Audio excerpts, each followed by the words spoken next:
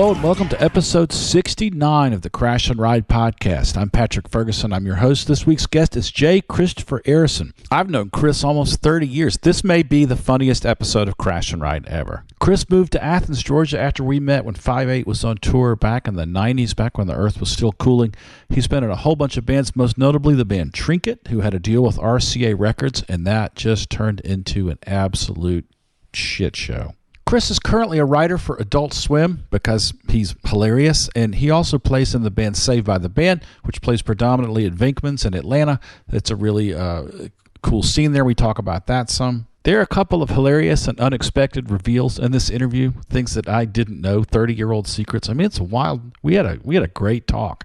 If this is your first episode of Crash and Ride is a long-form interview podcast where I talk to musicians who survived anxiety, depression, addiction, trauma, really any form of mental illness or mental distress. My hope is that we could have honest and open conversations where we talk about the things that trouble us. Maybe we could start to see some of our sadness and the sadness of others and start to get better.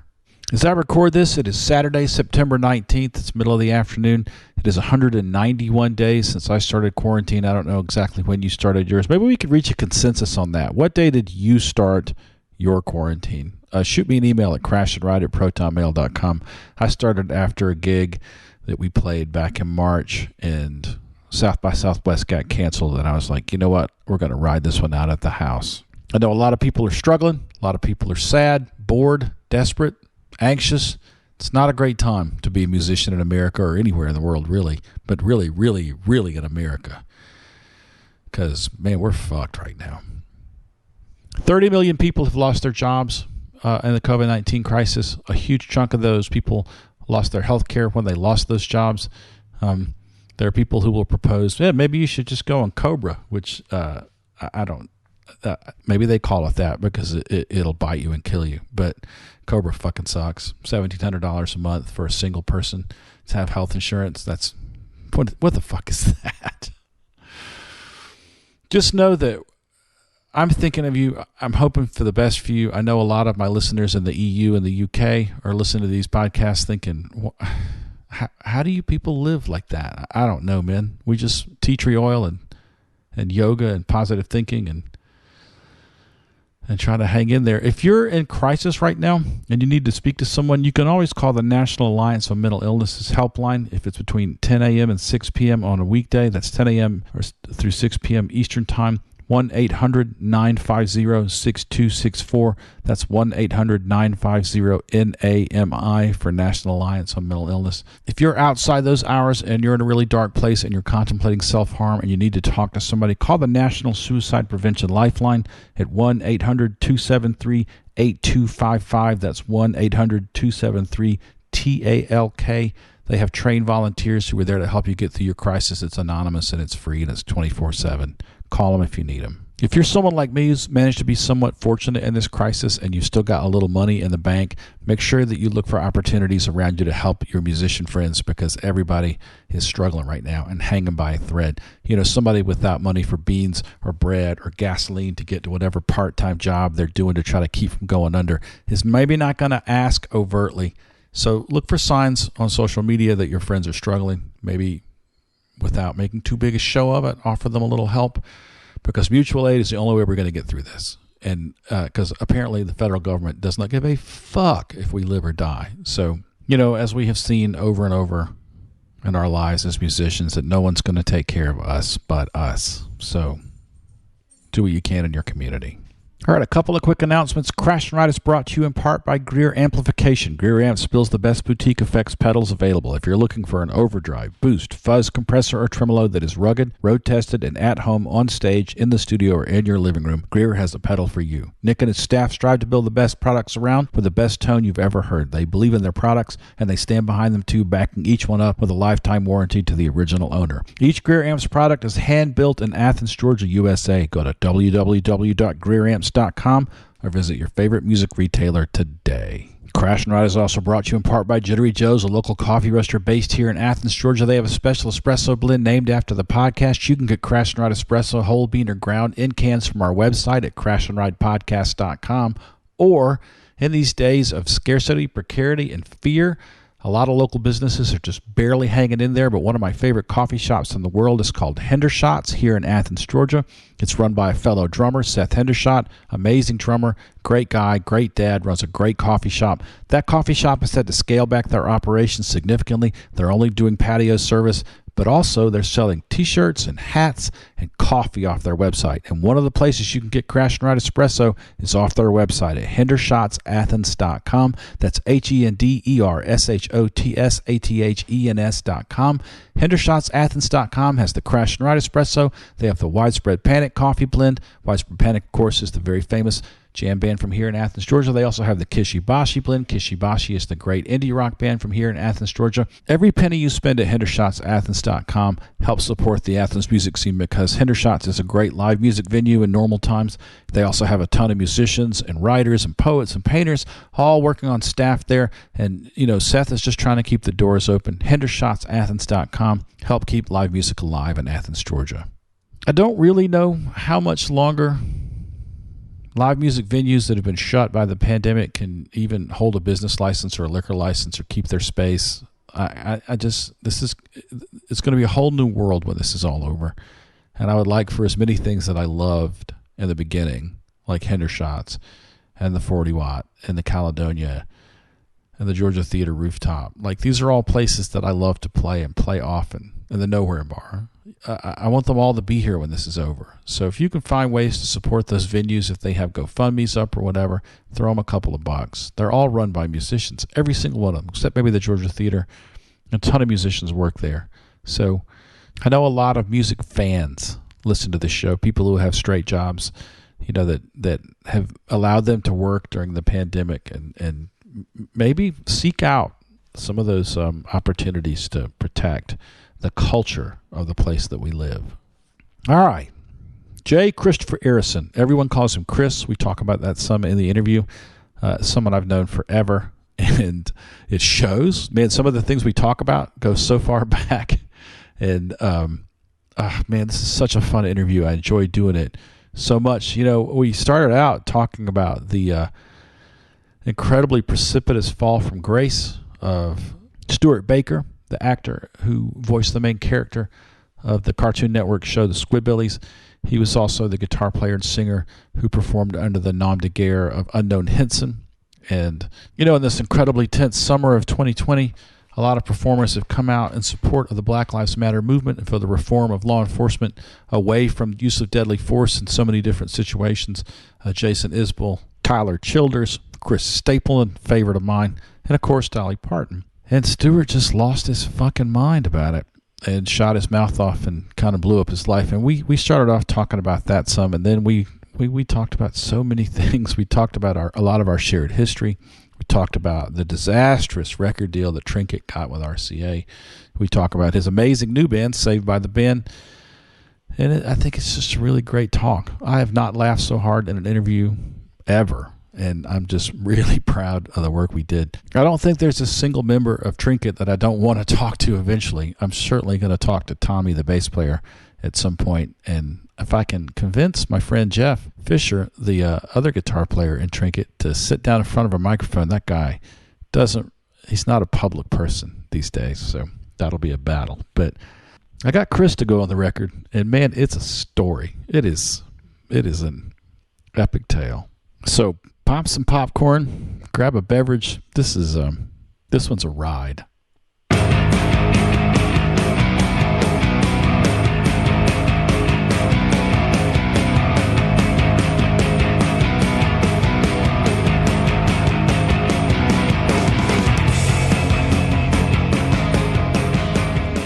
Yeah, and I have sympathy to that, but I feel like when you start flinging shit at Dolly Parton, honest to God, yeah, she's the closest thing we have to Santa Claus, right, on Earth. Have you been to Dollywood? No, I it's haven't. Incredible. It makes Six Flags look like garbage. It's so good. Really? Yes, it's wonderful. You know that Deacon Lunchbox poem, right? I do not. They got drug sniffing dogs in Dollywood. My vacation plans are ruined. Oh. I did not see said dogs, but I saw Rudolph the Red-Nosed Reindeer. Oh, man. I was there. Not only that, I was there like the first couple days of the Christmas season, and I went to see A Christmas Carol. And you know how every amusement park has some sort of community players thing, and they're very hokey. But at this one, they had hologram Dolly Parton as like the spirit of Christmas. She'd pop up in the show. She'd be the only apparition in the show, and she would just impart country goodness and then zap out of there. It was amazing. Bad. I mean, yeah, Dolly's good, and I just think that Stewart's tipped over into being a bitter old dude, and it just opened his fat cracker mouth one too many times and shot himself in the foot. I wish him. They always tell you when they fire you, we wish you the best of luck in your future endeavors. I've never heard that upon getting fired, but okay. Have you not been fired? I've been fired many times, but I didn't get the warm embrace on the back. Oh, that's for me. That's just like the epitome of passive aggressive. Like, most of the time I see that in the announcing that someone's leaving a band. You know, like, oh yeah, Christopher will no longer be playing with Redheaded Side Meat or whatever the band is called, and we wish him. Redheaded Side Meat is a delightful name for a band. I can hear the baritone saxophonist of that band in my mind's eye. That just came to me. I don't know. Somebody wants it. It's all theirs. But yeah, we wish him the best of luck in his future endeavors, which is like go overdose on your couch. It's basically what that translates to. I'm sorry, we need to kick you out of Murder Chocolate. Right. Not really living up. So, do you prefer Christopher or Chris? I prefer. Well, it's just off the bat. This is such a stupid answer, but in person or friends, I go by Chris Arrison. Mm-hmm. When I write it down, it's J. Christopher Arrison. I can't explain it. I like the look of it. It's kind of pretentious. It's like, I guess C. Thomas Howell feels the same way. But yeah, J. Christopher Arrison in print, but I'm just Chris Arrison, of course. Yeah, if you ever see my resume, I'm C. Patrick Ferguson. So, like, I have absolutely no high horse to climb up on about that. Right. Okay, good. Okay. Yeah. We're both insufferable. I mean, I'll own it, you know. Like, I don't know, when I'm trying to get a job, which it depends. My employment situation has been wild the last few years. I've been teetering back and forth between being able to make a living playing and making a little extra money from the podcast and having to like occasionally pick up some IT work here and there just to fill in the gaps. And it is so hard for a working musician, and I'm currently in a side hustle cover band, and I've lost a lot of gigs, but thankfully my main gig, which is as a writer for Adult Swim, I haven't missed a beat in terms of working from home or doing shows or creating things. So I'm very, very, very fortunate where I am right now. Yeah. Is it? It's still with Fish Center? Is that your main thing? Well, my title is writer, and I work mostly for Adult Swim Digital. So the main job I have is to supply all the copy for all things Adult Swim. So if you found a clip online, then chances are I've written the copy for that. And I've also, if you pull up a show on Apple TV and there's a little blurb underneath one of the shows, I've written that. So there's a ton of stuff like that. And then I also write bumps, and the bumps are what air on television. And that's when, say, you're watching an Adult Swim show and you see white text on black, and they're 15 seconds long, and they're usually interesting or they're funny or whatever, and I write a bunch of those every week. And the really weird thing I do is we do a bunch of live interactive shows every day through the website at adultswim.com. Mm-hmm. And years ago when I was hired in 2014, I was hired at later in age. I had no confidence. I felt like a fraud for a little while there. And they said, we're doing all these live shows now, and is there anything you'd like to contribute? And the first show they put out was a show called Fish Center. And Fish Center, quite literally, there's a bunch of cameras aimed at the Adult Swim fish tank. And coins and such are superimposed over the tank, and the fish swim by the coins, and Fish Center zealously keeps track of which coins and which fish, and they've turned it into sort of a weird Dada sports show where all the fish have been given names and personalities. There are rivalries, and so years ago, I watched this, and at first I'm like, what? Who the hell is going to watch this? Because it's the most Adult Swim random sounding thing ever. Right. And then I just started to write sort of crude, Weird Al Yankovic like songs about the fish. I would do parodies of songs, and immediately Mike Lazo, who's the guy who created Adult Swim and president of everything, he had heard a couple of them. He's like, "These are great. We need more of these." So I've 6 years later, I've written hundreds of songs, hundreds of songs about the fish and the hosts of Fish Center. I've done songs that have been covered by people, and I shouldn't say hundreds of songs. There's probably close to over 100, but I've put out like compilations of the songs from Fish Center. It's the most niche thing ever. It's not the sort of thing I can say to friends like, "Hey, check out this thing I'm doing," because on some level, you might have to know who Mammoth and Sir Squirt are. But still, it's a very crazy thing to develop my songwriting chops at this stage of the game. Because in addition, I also do songs for the bumps that you watch on TV. I did a song about Geddy Lee of Rush, and I made a 15-second song about him, and it aired on national television. And I did a song about how we're using microwaves a lot during the pandemic. It's always stuff like that. So it's a varied job, mostly writing, but I also do a lot of music too. Yeah. You have a little Pro Tools rig at home or something? How are you? No. Since I've been at home, I've been a little hamstrung because I am notoriously bad with technology. Mm-hmm. So I did an a cappella song where I just tracked 8 of my voice and I just sang into my phone. Like I did that. What's great is at work, there's a guy named Mason Brown, who's an engineer, producer. And when I have an idea, I come to him, and he is a legit engineer, producer. He's done the last couple Black Lips albums. He's done all these things, and then he's also my coworker. So he makes me sound amazing. But it's incredible to just have this large body of music, which has progressively sounded better over the years. And also, a bunch of the fish have died over the last couple of years, so I've become also the Elliott Smith of Fish Center. I've written these sad requiems for fish who died too soon. I did a song called "Fish,"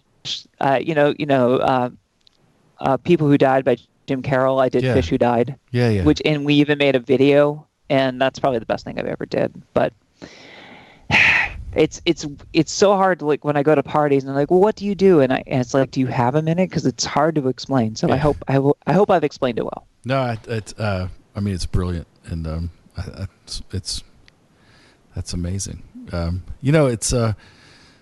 What have we known each other, like 20 years at this point? 30. Wow, holy shit! But the thing that people always say, Chris, super nice guy, funny. Really fucking funny. And it's like, you don't ever think, all right, the guy's got 2 qualifications. He's super nice and he's funny. So I'm sure he'll find a career somehow, Well, I was waiting tables until I was 41. Yeah. I've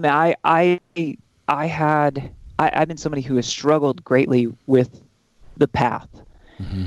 Even when I was playing guitar and trying to make it with the band, I never quite felt like that was the best use of my talents, but I still didn't have that counterweight of, well, why aren't you doing this? It really took, I went to college when I was 30, and for years after college, I just drifted. I did nothing. I just worked at restaurants, and I kept waiting for some sort of sign, some sort of something. And my wife at the time worked at Adult Swim. And so you can probably guess where this is going, but I'm going to alter it a little bit. So She worked at Adult Swim, and the whole time, like, I always thought it was neat what she did, but I didn't picture myself working there.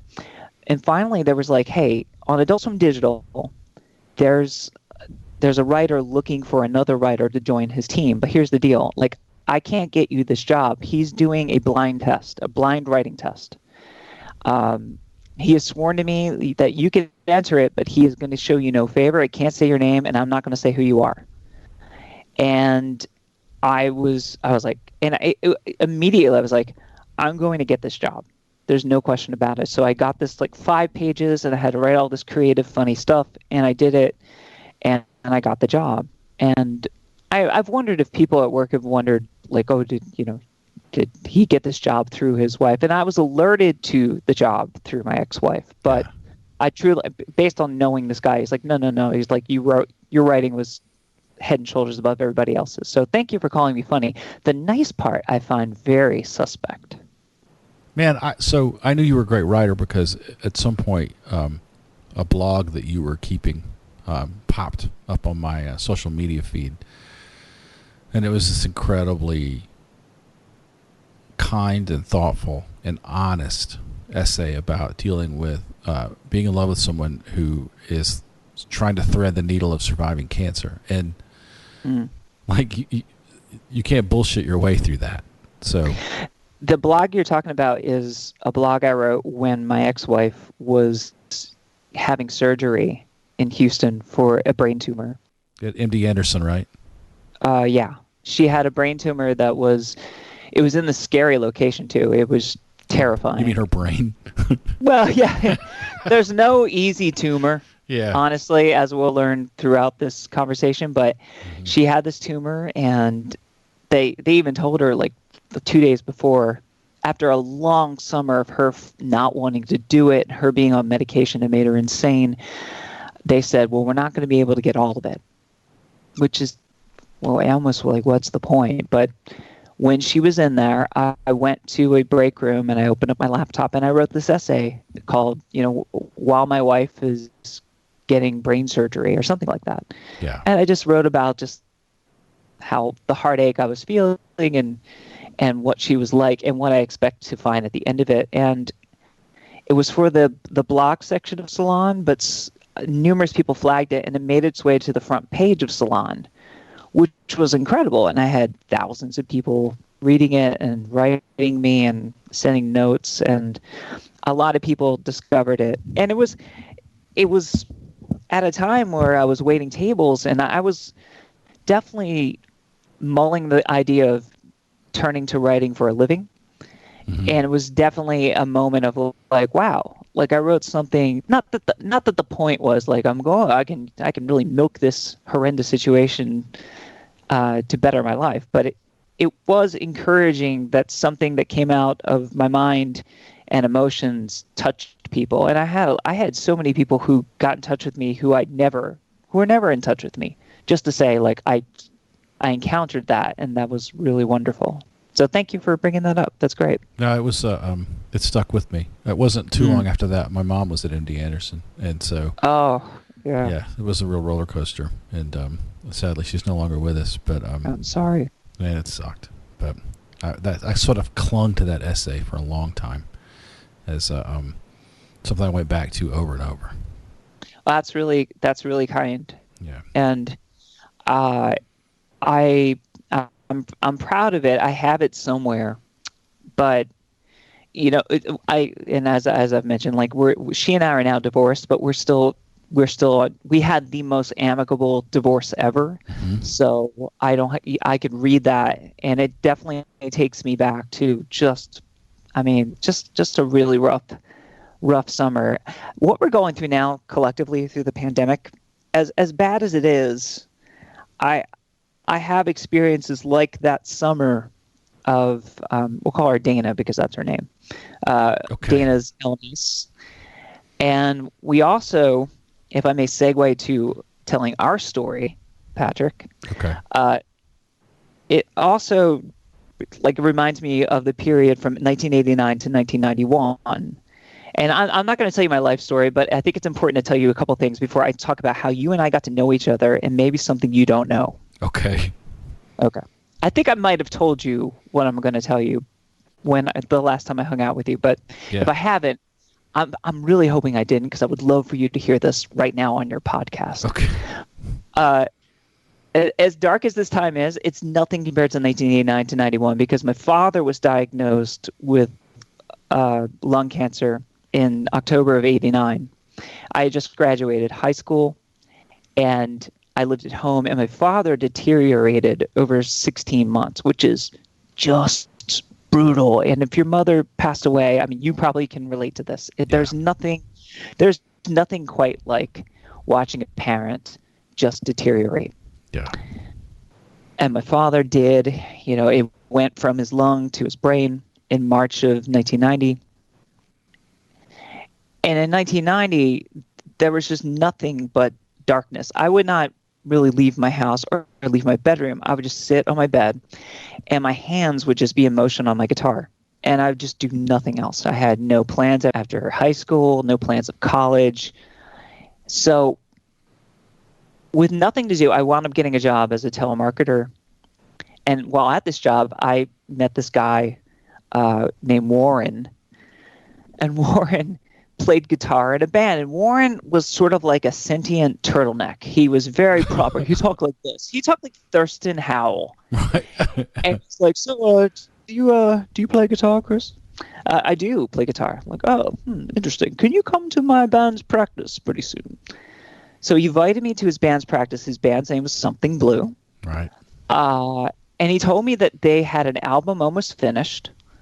And we're driving there, and right before we go into this practice, and I didn't quite understand why he wanted me to come along, he said, so I might as well come clean as to why I brought you here. See, there's a couple shows coming up where I will not be able to make it because I have shifts at the Gap. And I would like you to learn all the parts and play the shows for me. You want me to be your understudy? Yes. Like, do they know about this? I don't think they do, but I can't see what the problem is. And you told me you're accomplished. I'm okay, but I guess. And so they bring me in, and the mood is completely tense. Now, you know these people. You know Tommy Salmon, who's the bass player, who should be on your podcast at some point because he has stories. Yeah. Blake Tanner, you know Blake? Of course. Okay. And Eric, a keyboardist named Eric, and I have a story about him in a moment, and then a drummer named Rich. And all of them, it's just very tense. And the whole thing comes down to, at the end of a couple songs, they have the talk, and at which point, he's like, well, I brought Chris here to learn the songs. And Blake's like, I cannot believe you brought this person here. And Tommy looks at me for the first time and says, no offense, kid, but you really shouldn't be here. We're the same age. Right. So they have an argument, and basically it ended with Blake saying to Warren's like, well, I just can't believe you're going to give up your dreams of rock stardom for the Gap. And Warren stormed out, leaving me there. And I just looked at them all and I said, well, looks like you might need a guitar player. And so I gave them my number, and it was a totally underhanded thing to do, but they kicked Warren out. They brought me in, and I played in this band, Something Blue, for a time. And this is during my father's illness, and it was like this shaft of life. I don't know if you've been in a situation, Patrick, where the music truly saved you, truly got you out of a situation, out of your head, out of the house. Yeah, absolutely. So many people say that, but God damn it, it really did for me. And it didn't matter that, Something Blue did music that was not exactly, they were doing synth pop and rock, very anthemic stuff, like very naive U2 sort of sounding music with airy keyboards at a time where that was just no longer in fashion. It didn't matter. It was a path out of my room. So I'm playing with this band. We play gigs here and there. And then this is where I get to you. Because, no joke, you are 33% responsible for the life I have now. What? You are 1/3 of 5/8. Yes. And in March of 1991, 5/8 came to Cherry Hill, New Jersey. Near Cherry Hill. I can't remember. It's Bryn Mawr, I think. Oh, that's right. Bryn Mawr, New Jersey, to play the Harwin Theater, which is a place we had played. And Tommy, our bass player, said, we got to check out this band, Lance Bangs in Athens, who went to high school with Tommy, said, they're phenomenal. We got to go see them. So this is at a time, I think my father had just passed away. Oh, God. That is such a raw time, man. After a parent passes and you're like... It is, but it's also... He suffered like I've never seen someone suffer. He suffered just... He was like an infant at the end. He was like an infant, and there was nothing left. He was in a hospital bed in our living room, and there comes a point where you are... I'm not religious, but you're just like, I want this to be over. Yeah. And he finally did die. And then you're left with guilt because he did die. And that's something you wanted. Yeah. Oh, God, dude. So my mom was in hospice, right? Right. And the cancer had moved to her brain. And they just barraged her with medicines to keep the pain pushed back. And 1 week she was going into hospice and was lucid and just sort of coming to grips with, all right, hospice is the last stop, right? And then she started to have pain from tumors pushing in different parts of her spine and in her brain, and I came to see her and she was disassociated, uncomfortable, moving around in the bed, not able to focus her eyes. And every now and then she'd zero in on me. And we would have these 15 to 30 second conversations where she would apologize for all the things that had gone wrong, because she and I had a really turbulent life, and then gone again. It was just heartbreaking, because I would start to say things and then she would just disassociate again. And it just got worse and worse. And then one of the doctors, one of the attendings in hospice, came in and looked at her chart and said, man, I think we may be over medicating her. And they walked one of the pain meds back, and it was like somebody threw a switch, boom, mom was back. It was the most fucked up thing, but also this crazy relief, because I was watching what I thought was her leaving the world, and it was just her high as fuck. And then suddenly she's back. We had a few more days. When we moved one day, it was just nice. And I said to one of the nurses, I was like, can we just move everything out onto this little patio here outside her room? Because it was an unusually nice day in midsummer in Georgia. And they were like, yeah, what's the worst that's going to happen? Somebody's going to die. It's fucking hospice, So oh, no. We moved all our furniture out there and sat in the sun, and it was a beautiful, perfect day. Somebody brought fried chicken, and we had a little picnic. And then I came back to Athens for a bit, and they called me and said, your mom's going home. And she walked back into her house, and they put exactly as you described, a hospital bed in the living room. And she had a few more days there, and I went down to see her on her last night, and she passed that night. But yeah.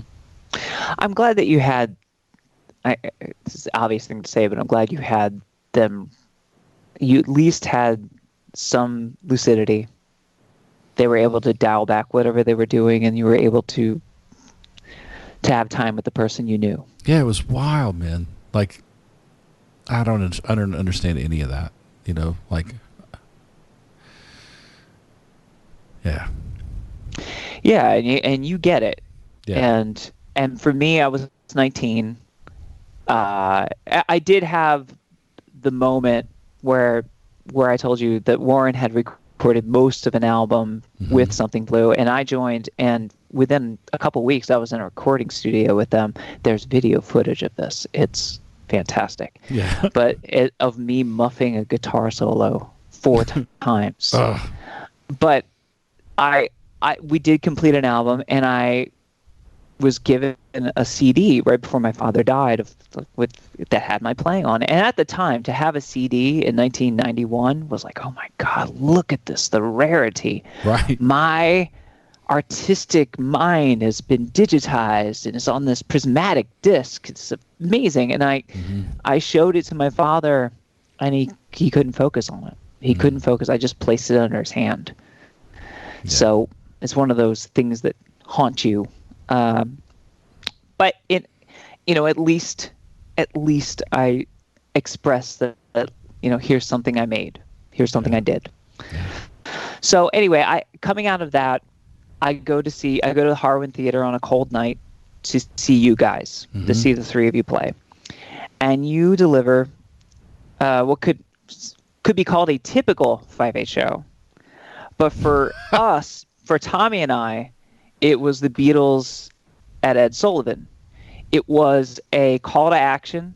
It put into question everything we had in New Jersey because it was so inspiring.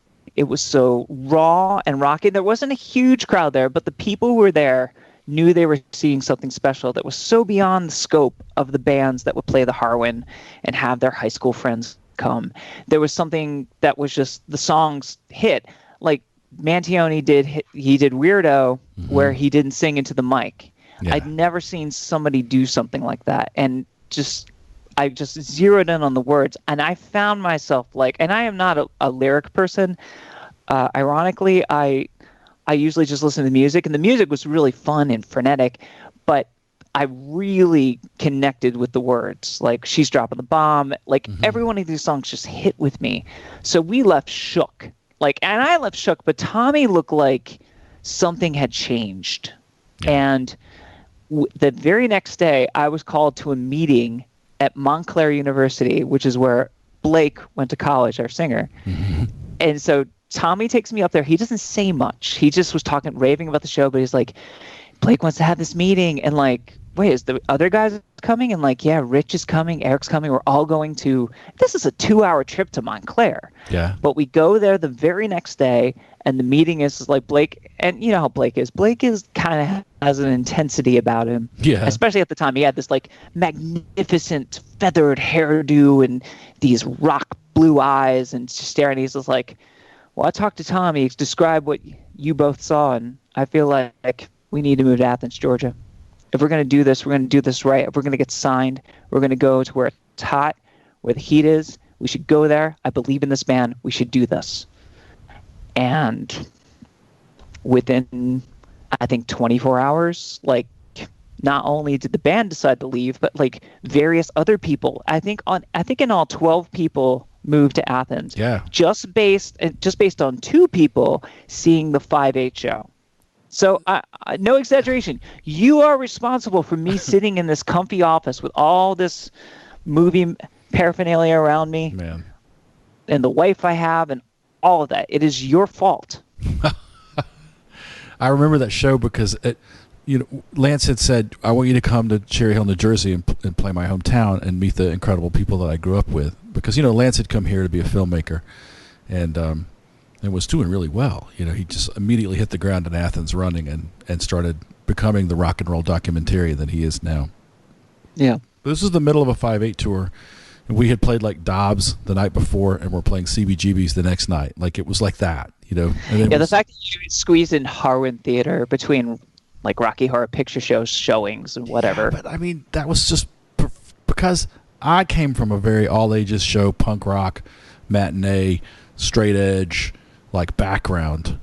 Right. For me, that made perfect sense. But when we played that show, there was 2 other bands on the bill. I can't remember who they were. I think Jeff Fisher might have been in one of them, though. I do not know. I don't think so, because I did not meet Jeff until later in the 90s. But okay. I don't think he was on that show. But there were other bands. Yeah.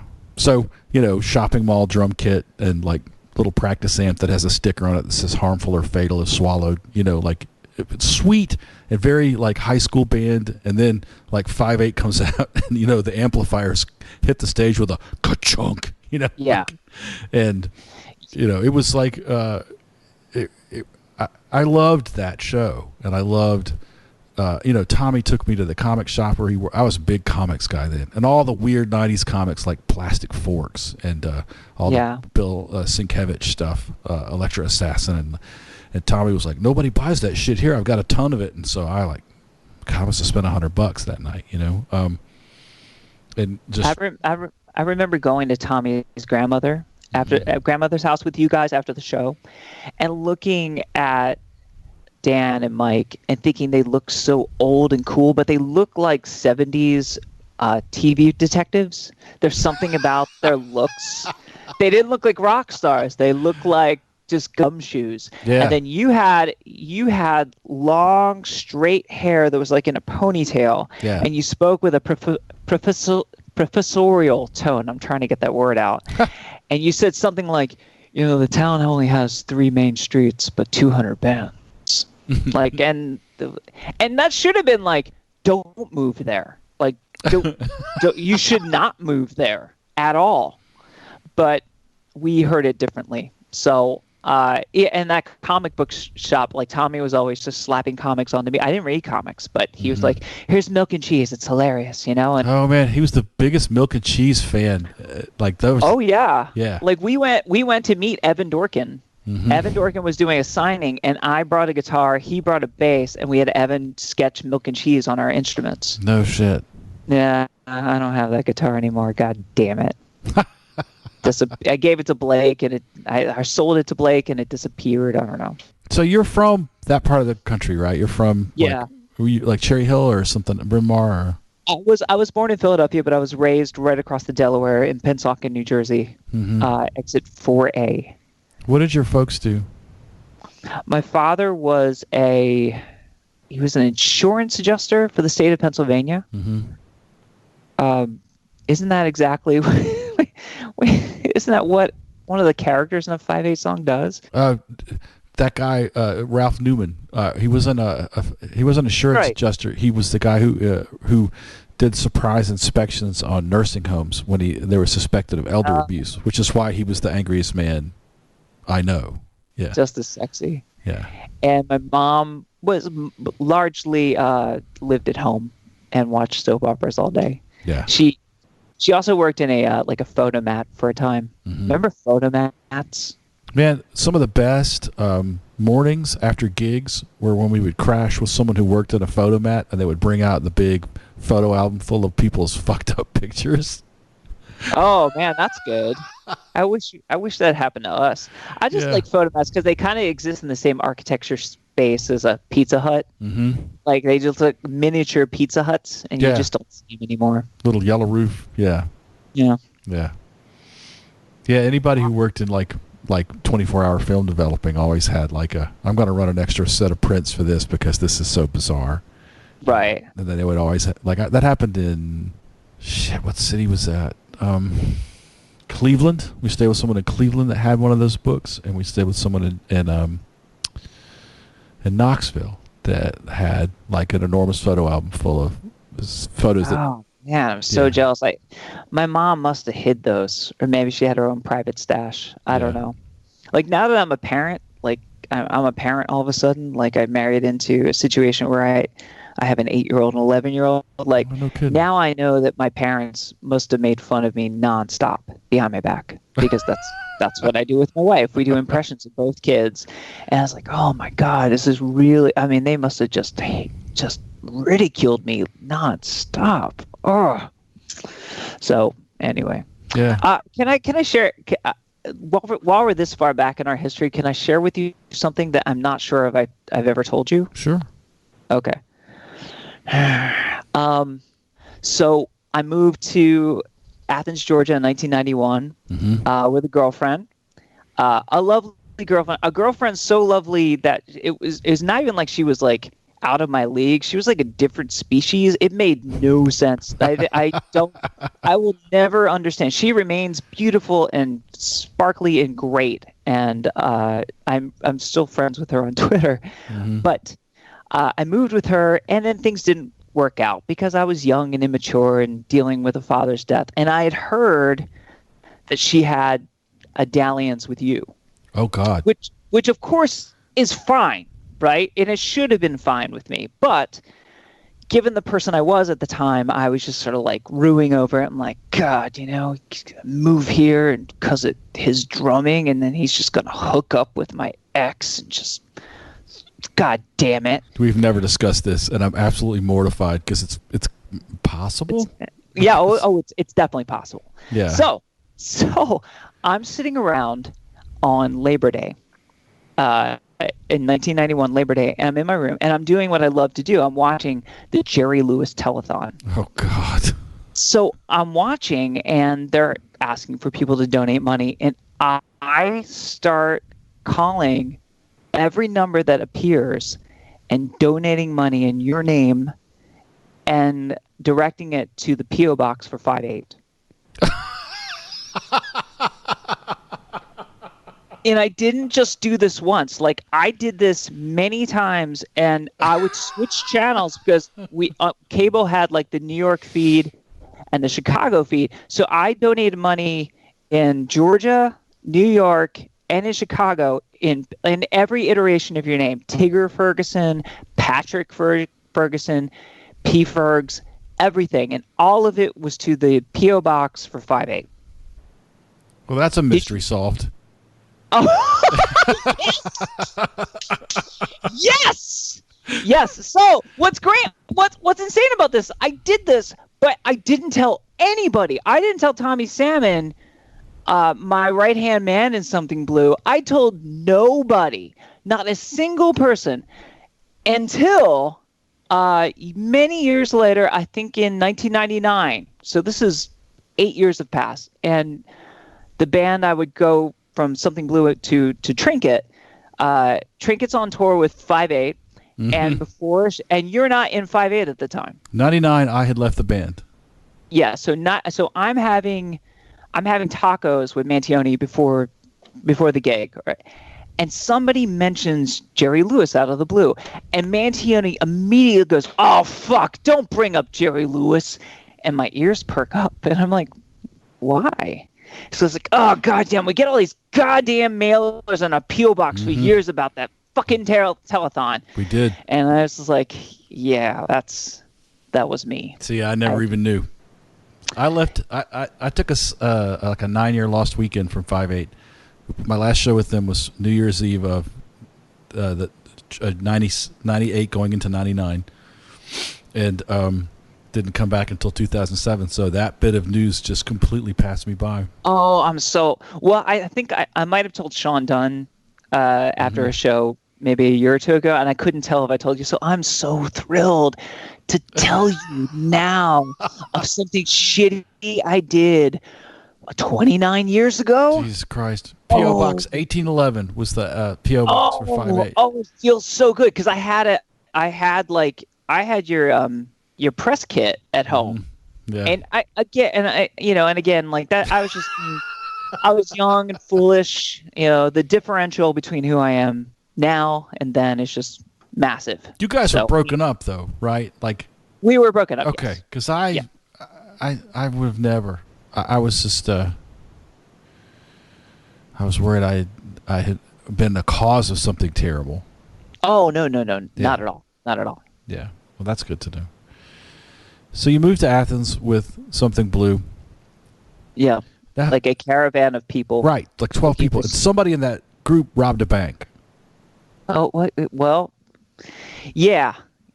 So that's a good thing to bring up. More than rob a bank, he tried to pin it on me. Yeah. Well, I was going to get to that, but. So yeah. So the story goes, the keyboardist of Something Blue, is a guy named, we'll call him Eric because that's his actual name. I got to give some background so people can picture him in your mind. Like he had a nervous, sweaty energy, like a young, coked up Rodney Dangerfield. He had the kind of buggy eyes, but on top of that, he dressed like New Romantic. So he had kind of blousy kind of shirts on. But he wasn't svelte, so it just looked like baggy clothes over a lumpy physique. And he also had this long drape of hair over one of his eyes. That's what I remember. Yep. So if you remember, if you think of just sweaty energy, that's what he was like. And one of the best stories, Lance Bangs has an amazing story because Lance ran into Eric at the Georgia Theater on Eric's 21st birthday, and the show was the Psych Furs were playing at Georgia Theater. So. Do you know I was in that band for a minute? Psych Furs? Yeah. Oh, well, what happened? I did the 2007 U.S. tour with them. Oh, that's awesome. Yeah, it was a weird series of events that I've talked about a bunch on the podcast, so regular listeners are now going, okay, he's going to tell a Psychedelic Furs story again. But I was so stoked about it, and I've never gotten over like what how amazing it felt to do that, because it was really like Hugo Burnham from Gang of Four was supposed to do the tour, and his father got pancreatic cancer and was dying, and he called me and he said, "Can you fill in?" And I said, "Sure. When's the tour start?" And he said, 4 days from now. Oh, wow. Yeah, so I had to learn 21 songs, and in the time it took to pack and get to New Jersey, to upstate New York, to start practices with them, and then flew out to the first show in Indianapolis, and yeah, it was wild. Well, that's amazing. Like, if you're bitter, I suggest like maybe like doing a prank in which you send a bunch of junk mail to their PO box. I'm not bitter at all. It was a great tour. But I'll never forget that prank, though. I'm probably going to use it at some point. Oh, please. It's great. It's good stuff. All right. So Eric is at the Psych Furs show. He's feeling good. He's 21 years old. Lance runs into him. Now, Lance already has her like, oh, God, this guy's kind of weird, whatever. But in the spirit of like, hey, Eric, how you doing? He's like, I'm doing great. I just turned 21, and I just got 2 beers. And he's holding 2 full beers, right? Mm-hmm. And Lance's like, oh, well, that's great. Well, happy birthday, and I hope you enjoy the show. All right. Eric turns around. Now, this is Lance's story, and the thing is, this sounds impossible, but based on me knowing Lance, this absolutely happened. Eric turns around, trips, because they're by the soundboard. Right, where the steps are. And he trips. Both beers go flying. One goes on to Richard Butler. Oh, for God's sakes. Singer of Psychedelic Furs. Psych Furs. Yeah. The second beer goes on Michael Stipe. Oh, for God's sakes. His first 2 beers at 21, Eric just doused 2 of the main singers of Alternative Nation. So this is the character we're dealing with. So we moved to Athens, Georgia in 1991, and we started playing around a little bit, and nobody likes us. I mean, the idea of a synth band that sounds like Alphaville moving to the bucolic fields that REM had tilled, and us, it just was ridiculous. It was terrible. We played at the downstairs. I remember Horowitz leaving like mid song, like mid first song, just like, nope, no thanks. So we get to the year end concludes, and Eric had been kind of weird and moody all of a sudden. He had been working at a bank. He was working as a banker, and then he disappeared. He was gone, and no one knew where he went. And at the time, I was working at the Georgia Square Mall. I was working at the Great American Chocolate Chip Cookie Company, and 2 like official-looking men, one of which has white hair, come up to the counter, and I said, "Hello, may we speak to Joseph Christopher Arrison?" And I said, that's me. I was, hey, and they took badges out. I was like, hey, I'm so and such from the FBI, and this is so and such from the FBI, and can we talk to you for a minute? Yeah. So we go to the food court. We sit down at a table, and they start outlining. It's like, recently at this particular bank, a great deal of money was stolen out of the night deposit box. I'm like, oh my God, which bank? And they told me back. I'm like, oh my God, that's crazy. That's the bank my roommate, Eric, works at. Well, yes, we know. We interviewed Eric about a week ago about this theft. And, well, we're here today because he told us some certain things about you. And I'm like, sorry? It's like, well, he said something about that you had stolen a lot of money from Burger King when you worked there as a teenager. And I said, can I get in trouble for that? He said that you used combinations to get into the register and you were able to steal money. I'm like, well, yeah, I was 16 and it was just kind of petty money. I should note that I was also doing that at the cookie company. But anyway. So, and then I'm like, well, wait. And I hadn't really grasped what was happening yet. And I said, well, wait, wasn't this an inside job and any keys? I was like, well, Eric also said you had borrowed his car a week ago, hadn't you? And you even got a speeding ticket. We've seen the speeding ticket. I said, what's going on? I did borrow his car and I did get a speeding ticket and they'd seen it. It's like, yeah. So he kind of outlaid how you might be somebody who with your knowledge of combinations and keys might have had something to do with this. And I screamed in the middle of this mall, "That motherfucker!" Oh, God. And in front of 2 FBI agents. I don't like cursing anymore, but I did it then. Mm-hmm.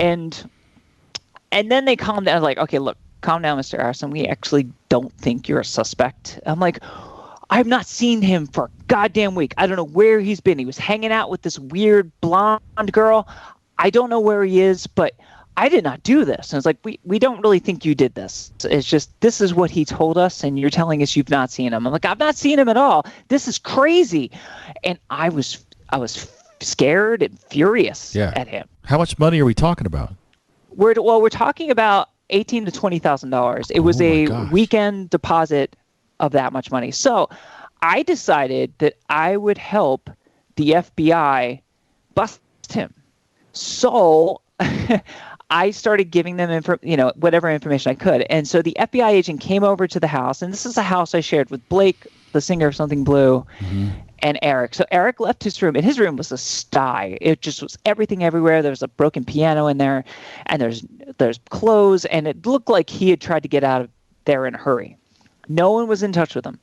So with an FBI agent there, I started kind of rooting through his stuff, and it's sort of like it's the end of the world as we know it video. I'm just like Noah Ray. Right. And at one point, I find a notebook, and I leaf through the notebook, and on the last written page, I look at it, and I very dead. I'll never forget this. I just very deadpan look at the FBI agent. I'm like, "Might this help you?" And at the top of this page were the 2 words, "The plan."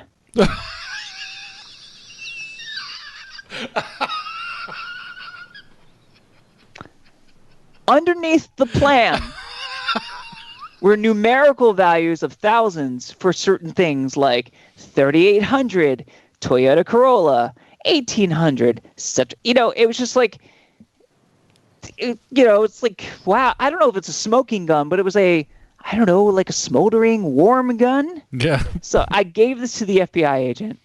He leaves. Now, I'm going to wrap this up as fast as I can, but this is the honest end. He wound up, they couldn't pin the robbery on him. There was no evidence. The cameras had been turned off.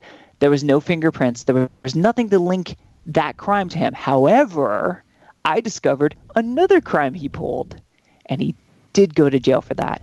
And it happened like this. I found a phone number at the end of another notebook, and had a name I didn't recognize, but had a local phone number. And at the time, I was just trying to figure out about this girl he had been hanging out with. He had been hanging out with this blonde smudge of a woman, just nasty, like a Courtney Love type. Right. And so we hadn't seen her, we hadn't seen him. So I called this one number, and this old-timey farmer-sounding guy answered, like, "Hello?" And I said, "Hey, my name is Chris Arrison. I'm a writer for the Athens Banner Herald. I'm following up on a tip about, I'm trying to find a person named Eric," and I give the last name, and he's like, "Well, I don't know who that is." And I said, "Okay, and do you know this woman?" And I named the woman, the blonde woman he'd been hanging out with, and he goes, "Oh yeah, well, she's in a lot of trouble with me." And I'm like, "Oh really?" "Well, she was living with me, but she and some fella, they attacked me and stole $1,400 out of my back pocket. It beat me up." I said, "What? Is it for real?" And it's like, "Yeah, like she was arguing with me about something, and then this fellow came in from behind and he attacked me." I'm like, "What did he look like?" "He was kind of stocky, but he had a big thing of hair in front of one of his eyes." I have to say, if you're going to commit assault and robbery, right, comb it back, like ponytail, do something, hat it up.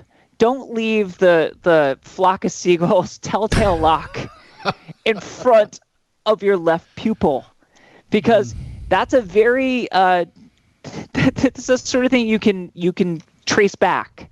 Not many people had those at the time. So I told the FBI. FBI got in touch with the police in that area, and then Eric got extradited from New Jersey and spent jail time in deep Georgia for this crime that I discovered. Yeah. So my lesson to everybody is, do not try to pin a robbery on me, or I will seek revenge. So What happened to Courtney Love? Was she involved? Did she go to jail? no too? idea. No idea. And my assumption is that she got off scot-free because I never heard that anything happened to her. I think I just gathered that she kind of used her feminine wiles to have him attack this guy. And then it turned into, well, we can take all this money. And I bet you she took all of that money. So that's my bank robbery story. Man. Yeah, it's weird. So somehow this morphs into joining Trinket. Yes. So Something Blue falls apart for obvious reasons, and not that much time passes, and the girl who is the subject, who I moved to Athens with, who is also the reason I sent junk mail to 5/8 P.O. Box because of you, she had been hanging out with the guitarist in the band Trinket. Mm-hmm. And she said, these guys are kind of good. They're kind of like a combination between The Doors and Jane's Addiction. They have this singer who's 15 years old, but he's super charismatic. And they need a bass player to fill in for a while. And I had nothing going on. I was like, well, and I was friends with the girl, and I was like, well, I'll hang out with them and see what I think. So I hung out with them, and I was like, yeah, I can learn these songs. They're easy enough. And the songs were very much of the Doors variety, where there'd be vamps for 8 minutes. Mm-hmm. And Brian Yeomans, who's the singer of Trinket, he was a tall, good-looking kid from Central Georgia who came to town, and he was beautiful when he was 15, 16, 17 years old. Beautiful. Mm-hmm. And someone who took a shine to him was Michael Stipe, but they hung out a bunch. And so, Brian talked a big game, in large part because he was like a young teenager who had the biggest rock star in North America as a friend. Mm-hmm. And it was intriguing. So I played bass with them for a bunch of shows, and I'm really not coming across good on this podcast, but I thought to myself, well, wait, the guitar player was like, I don't know, 50 years old. And I just thought to myself, God, he sounds old, he looks old, and man, if I could get Tommy Salmon from my old band in this band, and then I played guitar in this band, we could really be something interesting. So that was the machination. I talked them into taking Tommy into the band, and then Tommy, in his nature, because for people listening who don't know who Tommy is just he is the most rock and roll person. He carries himself with an air, or he surely did. He really did at the time. He was super into Britpop and fashion, and a little bit of makeup. And he spoke in this sort of like flowy way, but he just loved the Rolling Stones and the Ramones, and his bona fides are there. Like few people are more bona fide than you can vouch for this. Like he's a rocker. He's a rocker. Yeah. So he got into this band, and he drove the guitarist kind of crazy, and eventually the guitarist left, and then they brought me in. So that's how I joined Trinket. Trinket was a 4-piece for a while, and we started writing songs, and eventually we met up with Jeff. Jeff knew Tommy from New Jersey, and Jeff Fisher, who played second guitar. He was somebody who came from the DIY punk circuits, just traveling all through playing basement shows, all of that stuff. His favorite bands are like Drive Like Jehu and Slint and the like. So I met him, and we all immediately thought, oh, if you want to join, if this is something that seems interesting, you can. And he joined, and he really liked it. It was way more commercial than he was used to, but it wasn't the kind of commercial that we turned into. Like when Trinket was first getting its sea legs, the music was an abrasive combination of power punk pop, and Britpop.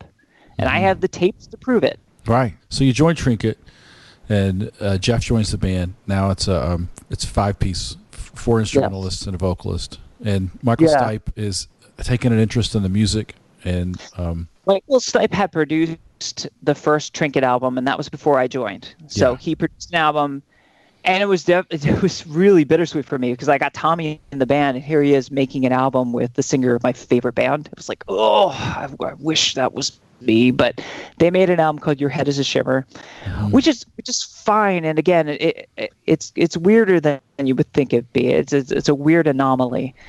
And so so afterwards, Leone leaves, and then I join, and I think with me joining, Tommy and Brian definitely got into the mindset of like, well, we want to write anthemic songs that might have commercial potential. And they were drawing very much from bands like, I don't know, early Primal Scream, Oasis, who I hated. Blur. Yeah. Like all that stuff. And I hear it, like Brian sings with like something of a British accent, which is hilarious, but he has that on those early tracks.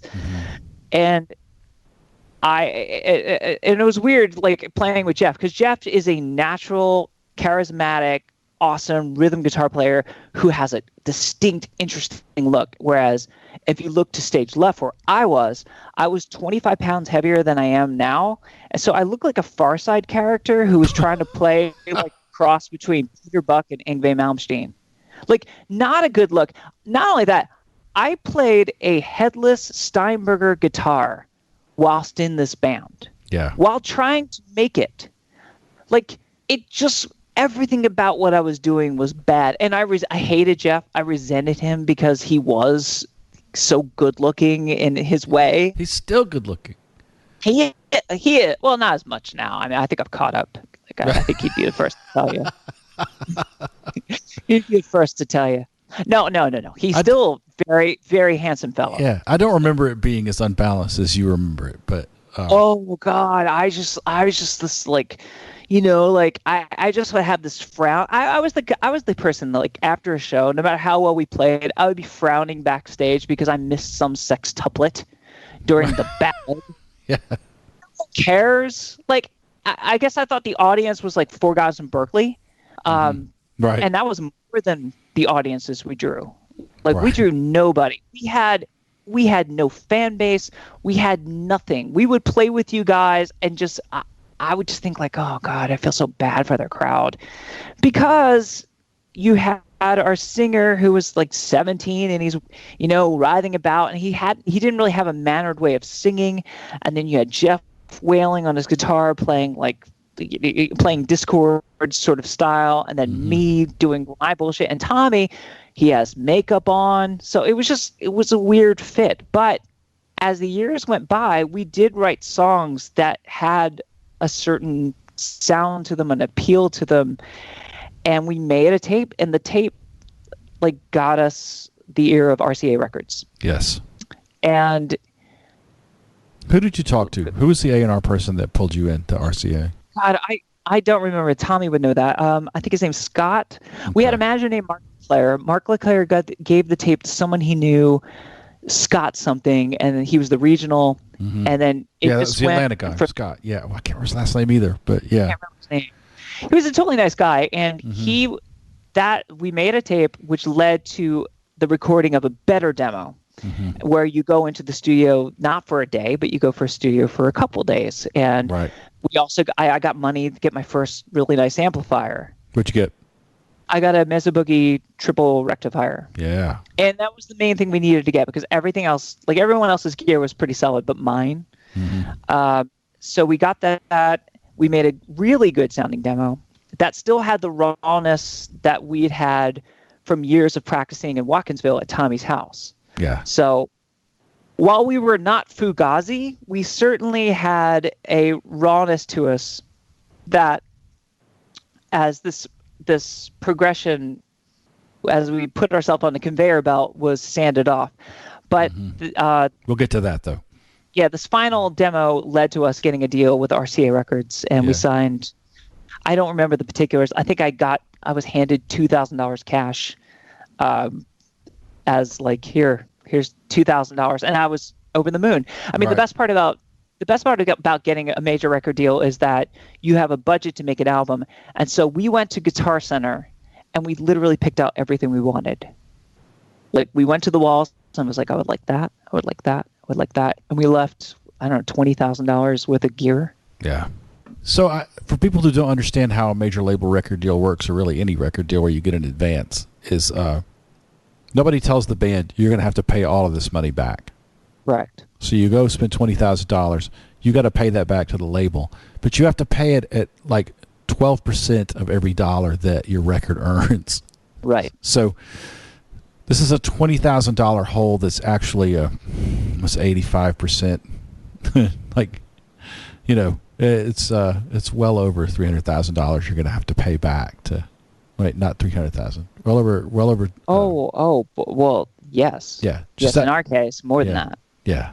So already, like, you're behind the eight ball with you're in debt to RCA to the tune of $100,000 right off the bat. You've already made, because your lawyer took 20%, right, of your advance of your budget. Like, so Trinket signs to RCA for X dollars. Let's take a nice round number and call it $500,000. Right. Your lawyer leaves the room with $100,000. Right. Like. Yeah. And that is money that you as an artist are on the hook for. So. Yeah, and it only snowballs from there. Yeah. And yeah, it's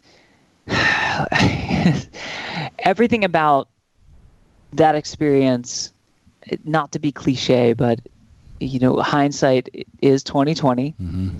And our decisions were much like 2020, the year we're experiencing now. Yeah. Yeah. When you get signed, you definitely have this feeling of like, well, you know, maybe we will be that thing that breaks across America. And we always thought like, well, we really want to make it in England. And, mm-hmm. you know, we had a song called Haunt Pallenberg, which is expressly about Brian Jones's ghost mm-hmm. haunting Anita Pallenberg. Like, you know, Everclear wasn't writing songs about that, but right. we were. Right. So we had these songs, and the first fateful decision we made was picking a producer. And we were given a list of various people. Some of them are a little pie in the sky. Like I think the guy who did Radiohead's albums was on it. But there was a name on there, which was Greg Archilla.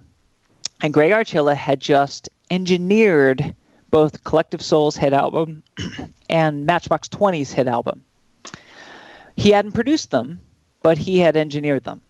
And that was the first, I think, really, and I don't want to get into every mistake we made, but I want to just talk about just the mindset we had at the time, which was we went from people who really believed in ourselves in a sweaty room in Watkinsville, Georgia, to now we have the validation of a record label. Okay, so what can we do to ensure success? Well, we should pick somebody who has success on the charts right now. And that led us to picking a person who was never a producer before. And he had overseen the work on two albums that were very glossy and very just sanded to death. Right. And Greg Archilla got the gig. Not, you know, first we were like talking about it, and then he wound up renting a limousine and taking our singer Brian to a strip club, which led to Brian like, well, we got to use this guy. This guy's great, you know. Right. And it was like, well, we sure that's the criteria? Right. Like Brian had once picked out a really shitty van that we all traveled in for like a year. Mm-hmm. Like, I think it broke down the first like 6 hours we had it. So yeah. But we're like, well, he's the singer, and you know, this guy has had success. So we went to Memphis to record over the winter, and we recorded at the House of Blues studio. Did you know they had studios? I didn't. Oh, you know what? I did know this one in Nashville because I've done a session. There's one in Nashville? Yeah, I've done a session at House of Blues in Nashville. Well, if you go to Memphis, you definitely want to go to the House of Blues studios, not any of the other studios. Not there. Ardent. That's the one. Not Ardent. No. Yeah. No. So we went there, and I'll tell you, like from the get-go, it was a cursed experience. For starters, we all move all our gear in there, all of our new gear in there, and we try to play the basic tracks, but there is a horrible hum that we can't get rid of. Every instrument makes a ground hum, and there's nothing anyone can do. And the people in the studio is like, yeah, sometimes that occurs, you know, you can try this or try that. And we could not rid the signal. We cannot get a clean signal on anything on the studio that's cost a lot of money. Oh yeah, at that time, so studio time is you're talking just to get into the room between $600 and $900 a day. Yes, and we have the studio at hours that the guys from Tom Petty's Heartbreakers, like the session musicians, like we have the off hours that they have it. So it's weird to think like we're in that same echelon of people, but we're trying to record it and we get all these sounds. So what basically we led to like putting like shielding on all of our instruments. And then it finally was like they built these chicken coops in the studio. These chicken coops, they put us all in and they built them from scratch, like, and put us in that we had to play our tracks. Faraday cages. Yes. They built like one for me, one for Tommy, one around the drum set, one around Jeff. And I remember looking, I'm like, this is insane to pay this much money. Why do they put one around the drum set? Was there electronic like pads?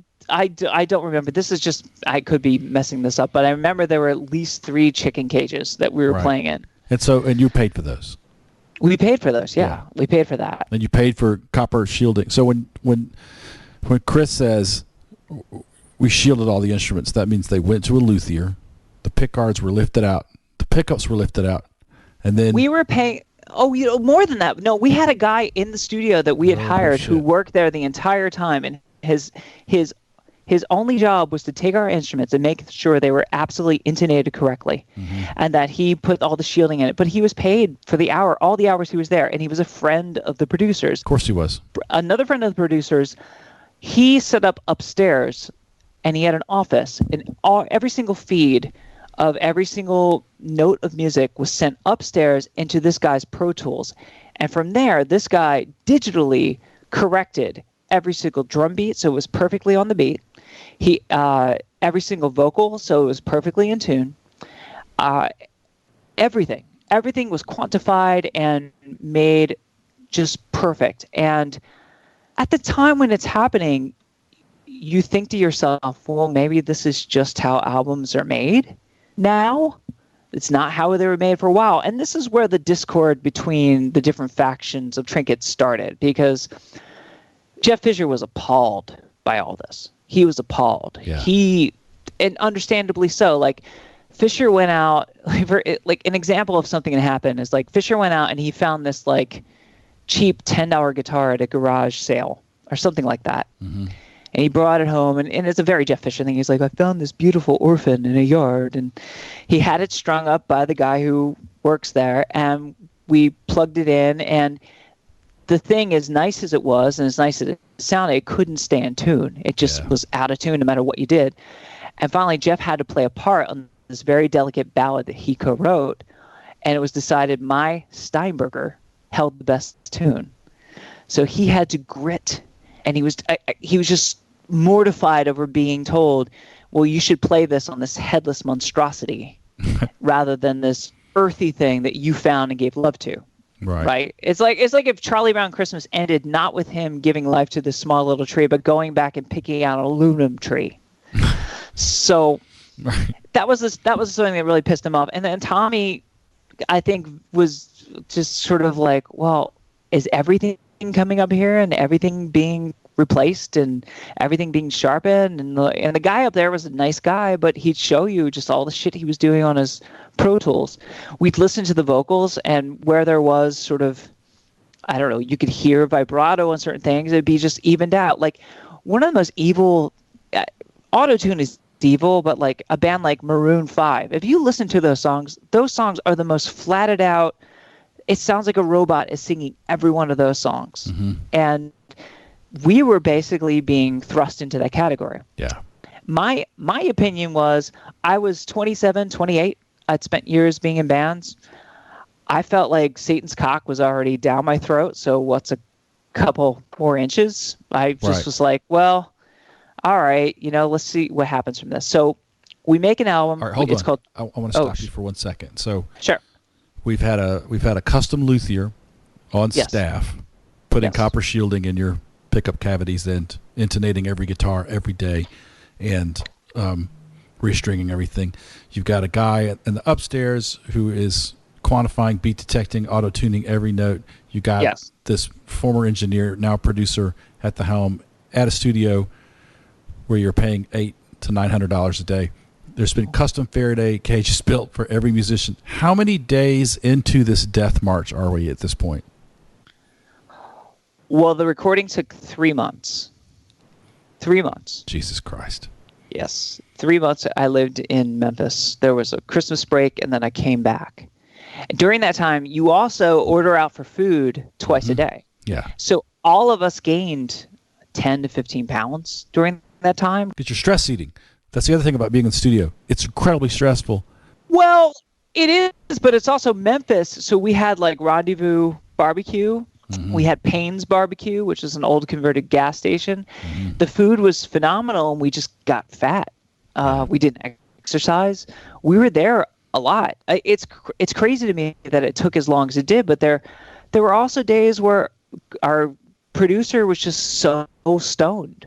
Like, it was constantly stoned. Constantly stoned.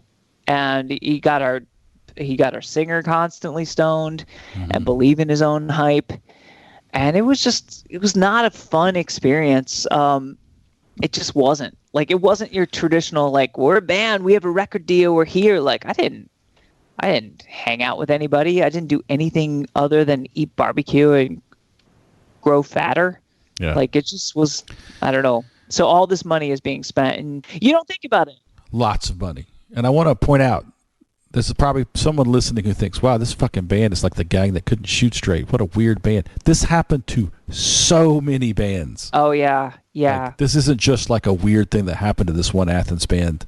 Like, this happened to thousands of bands in the 90s. Some of whom are still making records. Yeah, and a lot of these bands did the same exact thing. However, some of them had that one hit. Right. And during my tenure with RCA, we played with some of these bands, one of which was the band Lit. Lit had a giant hit. We I can't remember. I am my own worst enemy. Yeah. It's weird. I sing the song in my cover band, and I could not remember it. Vertical Horizon was another band we did a show with. They had a hit. So it worked for some. Yeah. And I think in our heads, we all thought, okay, this sucks, but maybe something will come out of it.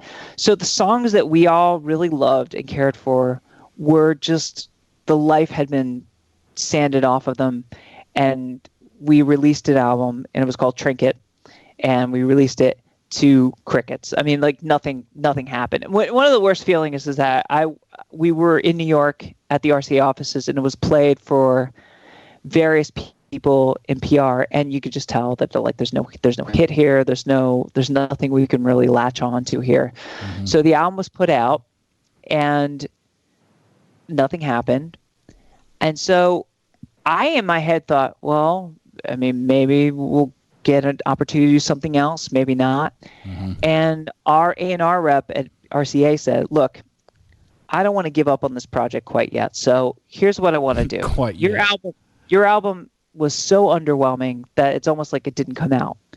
So why don't we take this opportunity? We'll take most of the songs off this album, but I want you guys to record a song that is from a professional hit writer in the chance that you'll have a hit song. And blew the band apart because Jeff Fisher was just like, there's no fucking way. This is disgusting. This is not what this is about. Tommy felt pretty much the same way. Again, I was just like, what's a couple more inches? Whatever. So they sent the song to us, and it was a song called Boom. And I don't know, do you ever drop music in the middle of your podcast? I can. Okay. I think you should drop the chorus of Boom right here. Okay. She's so nuclear. She got the 4 horsemen, yeah. Right on, baby. Right on now. She takes a fascination to new elevation. She's the latest rage, the greatest sensation, and she's everything to me. Yeah, yeah. She goes boom, boom, boom. I go crazy, crazy. She goes boom, boom, boom. She annihilates me. And so as you can hear from that chorus, it's horribly cheesy but very catchy, and it was very much of the ilk of music that was popular at the time. There was a lot of like sunny SoCal music like Smash Mouth and the like, and Sugar Ray. Yeah. This song seemed to be, and it was from a songwriter from Canada, and I thought it sounded like In Excess but dumber.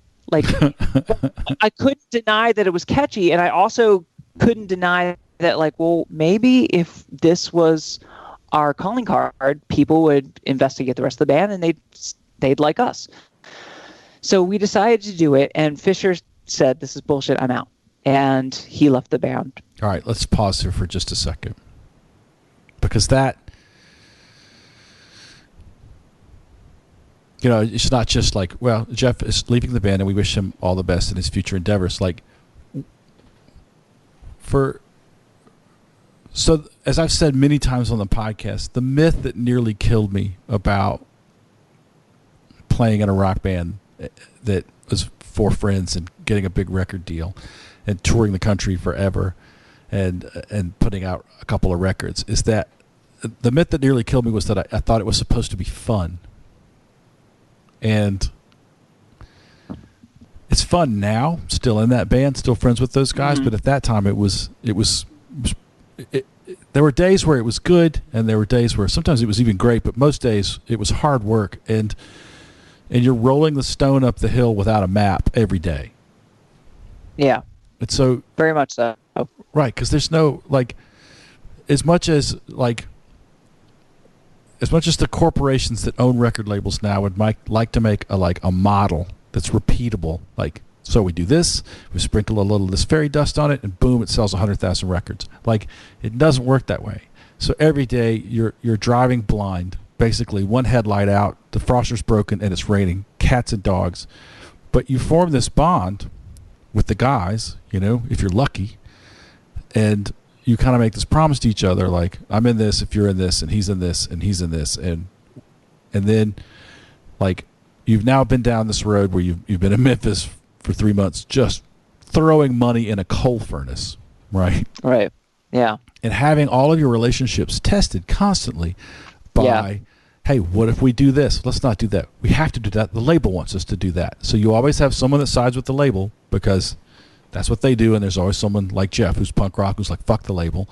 And there's this enormous, like, snowballing mountain of debt. Do you know how much money you guys spent making Trinket? It's just spitballing. I think just Trinket alone, I think would be about 300,000.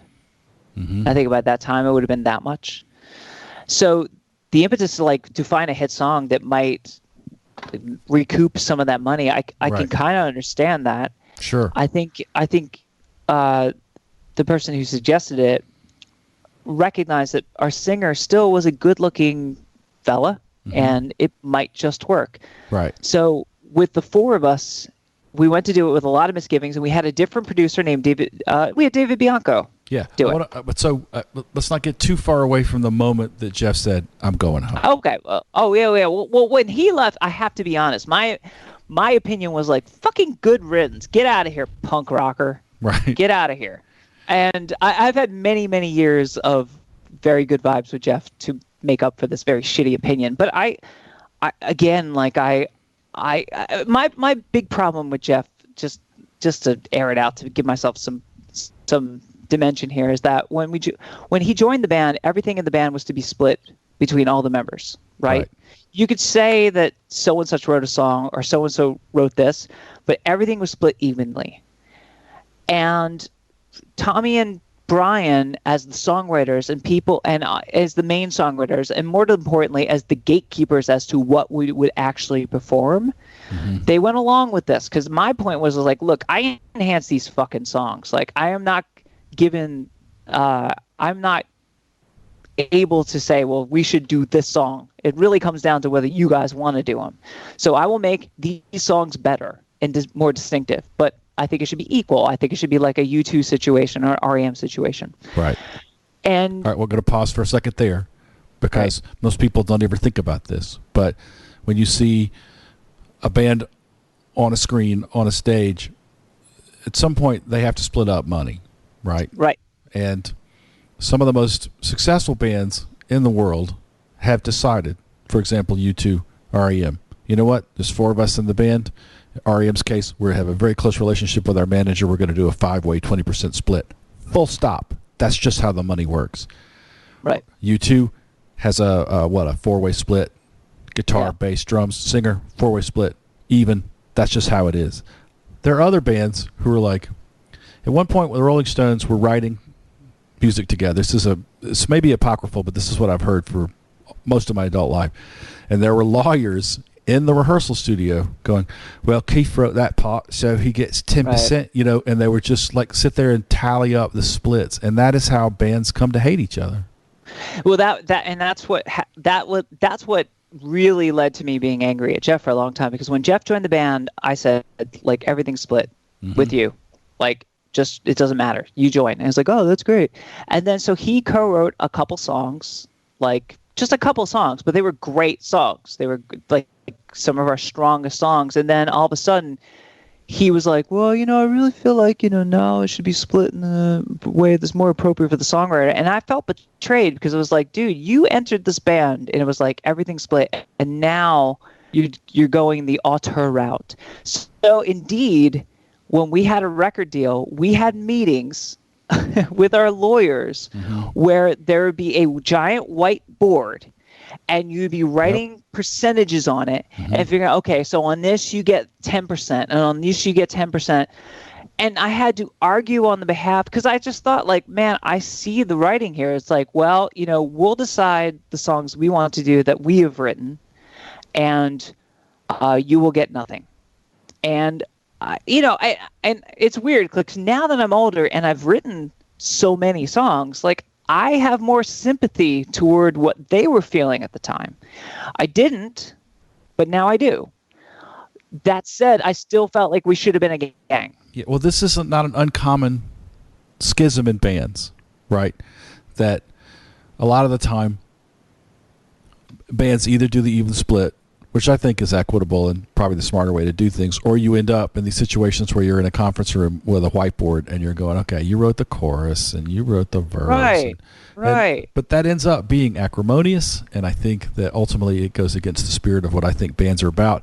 But also, like, I've been in situations as a session player where I was asked to work on a project and be at all the rehearsals and be at all the arrangements, but, like, wasn't actually, like, this is before I kind of went pro, wasn't actually being cut in as a writer, was just told, but also wasn't being paid as the session guy. And I was like, where's my, like, what are we doing here? Like, you're using the drummer for free, and you've borrowed my amp, and you're using my cowbell, and that's my PA. Like, you know, I'm much more of the, like, we're all in the trenches together, like, let's do an even split. But it's case by case. And because, for instance, like, before doing all the fake songs for Fish Center and for Adult Swim, do you know homestarrunner.com? I do.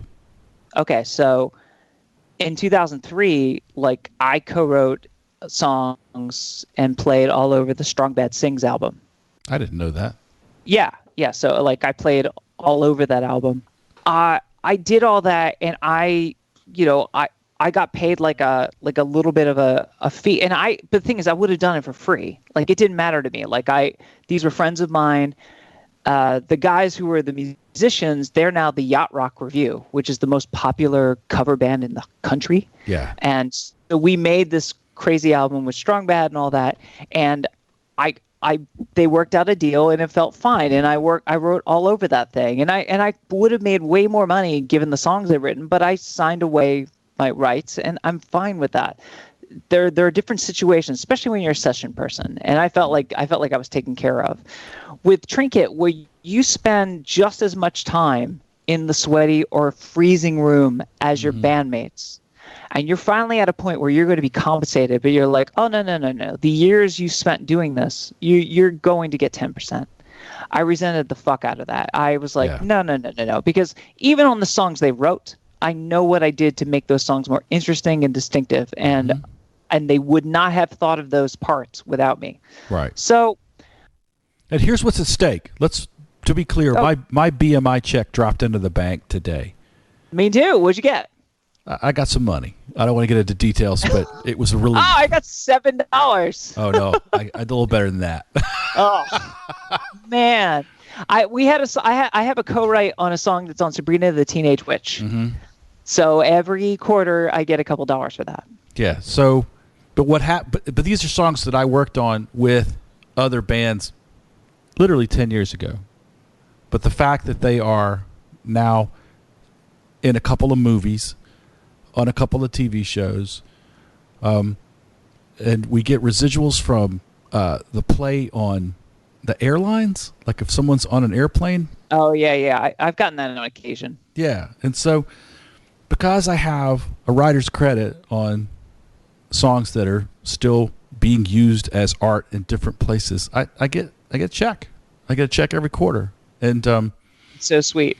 So when you start talking to people around a conference table and you say you get 5%, or you get nothing, like a lot of people view what they call mailbox money, which doesn't come to the mailbox anymore. It just automatically drops into my account. But a lot of people view that money as their retirement plan, and so because yeah, do you know who I met? Who was the first drummer in Nirvana? Oh, Chad Channing, right? Chad Channing, yeah. I met him through a mutual friend. Like we went to his house and we played video games, etc. Oh shit! And it was super, super sweet, nice guy. And I'm not a Nirvana fan, but it was still undeniably like kind of cool to hang out with him. And so when afterwards we left, he has a nice house, but nothing too snazzy. And I said, "Well, what does he do now?" And my friend said he goes to his mailbox 4 times a year. Yeah. Yeah, because he was on Bleach. Pretty sweet. Yep. And Bleach still sells, but it's not just sales, and this is the part that people don't understand. It's licensing. So yes, you sell a certain number of records, and that money, that's a much more direct path to the artist. Although if they're signed to a major label, it's not direct at all. But let's just say, for the sake of argument, that sales, that's money that's just calculated as artist income. But licensing is when it's played on the radio, when it's used in a film, used in a movie. Used in a film, used on television. When it's played over a certain broadcast medium, these companies, BMI, ASCAP, they go and they take money from people as a licensing fee, and then they divide it allegedly according to like how much a song was used. And so like that just keeps happening. And for, Chad Channing, Bleach was huge, and it did a lot of stuff, and those songs are still out there as part of the cultural currency of rock and roll, and so he still gets a check. And for the writer of Boom, Trinket's hit Boom, that song was in the movie Loser. It was on 90210. It was in Roswell. It was all over the place because the song that we recorded Boom, that we went to LA to record, we wound up getting session musicians to play on it for the most part. Like Tommy did not play bass on it. They got a better, more technical bass player on it. The drummer of Smash Mouth was a co-producer on it. He played drums and programmed drums on it. The keyboard player of Matchbox 20 played on it. That song almost became a hit. It went to number 13 in Canada. No shit. And it started climbing certain charts here in the States. I want to just make sure I understand fully what happened. You spend, just this side of $500,000 all in making Trinket.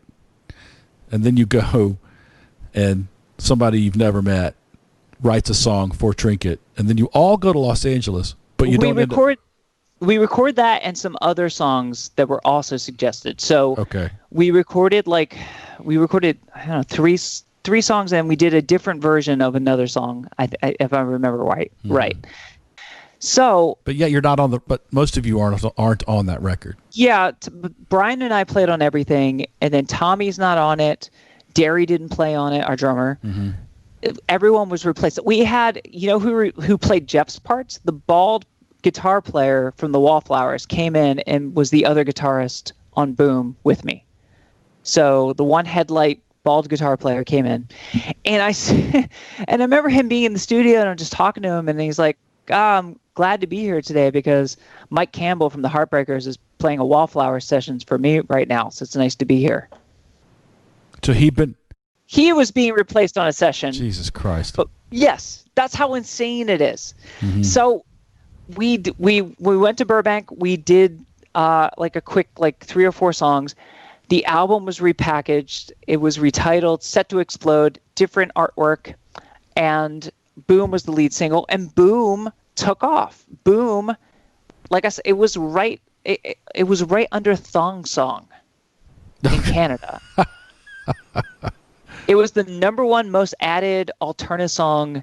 But if you had a writer's credit on that song, you would still be royalties if on I had a writer's credit, but I didn't. Yeah. And this Canadian guy did. And apparently this song won some sort of award for this writer in Canada.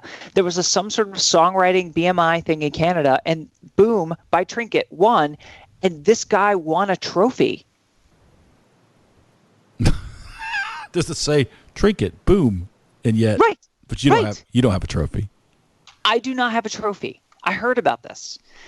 And so the song started showing up in movies. It started showing up in TV shows, and then we started getting offers. Now, by this time, after we recorded Boom and before it started making waves, Tommy had become more and more just angry and pissed off and feeling like this is not what I signed up for. I wanted to write songs, and we have sold out beyond selling out.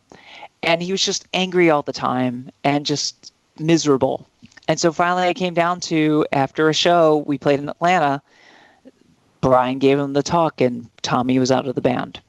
Tommy, who was the heart and soul and mink soul of the band, and he was gone. And Tommy and I, we moved to Athens together with a dream in 1991, and now we didn't speak for years. We didn't, there was our friendship was on hold. And that sucked. It sucked. And it's weird because Tommy and I we're as tight as ever now. We're long past it. But when I look back, I don't know if I would have done anything differently. That's not because I feel like Tommy was absolutely right. And I feel like the choice I made was right for what it was right, because I did want to continue. I did want to see what else would happen. And had we gone on to success, I'm sure Tommy and I wouldn't be friends. But so it takes the sting off that things didn't quite work out. But it was a terrible situation, and we had to get session bass players to play with us. But that summer, it really looked like Boom was going to take off. This cheesy goddamn song was going to take off. I was following it on the internet. I was like, oh my God, look, it's getting lots of play in Chicago and San Francisco and all these different places. How did that feel? Well, it felt incredible, but also I was also incredulous. It's like, wait a minute, is this actually going to work? And the song very much felt in line with Steal My Sunshine and I Just Want to Fly. It felt like those songs, so it made sense. No matter what a piece of shit it was, it made sense. But by the time that summer rolled around, it was the summer of 2000. Mm-hmm.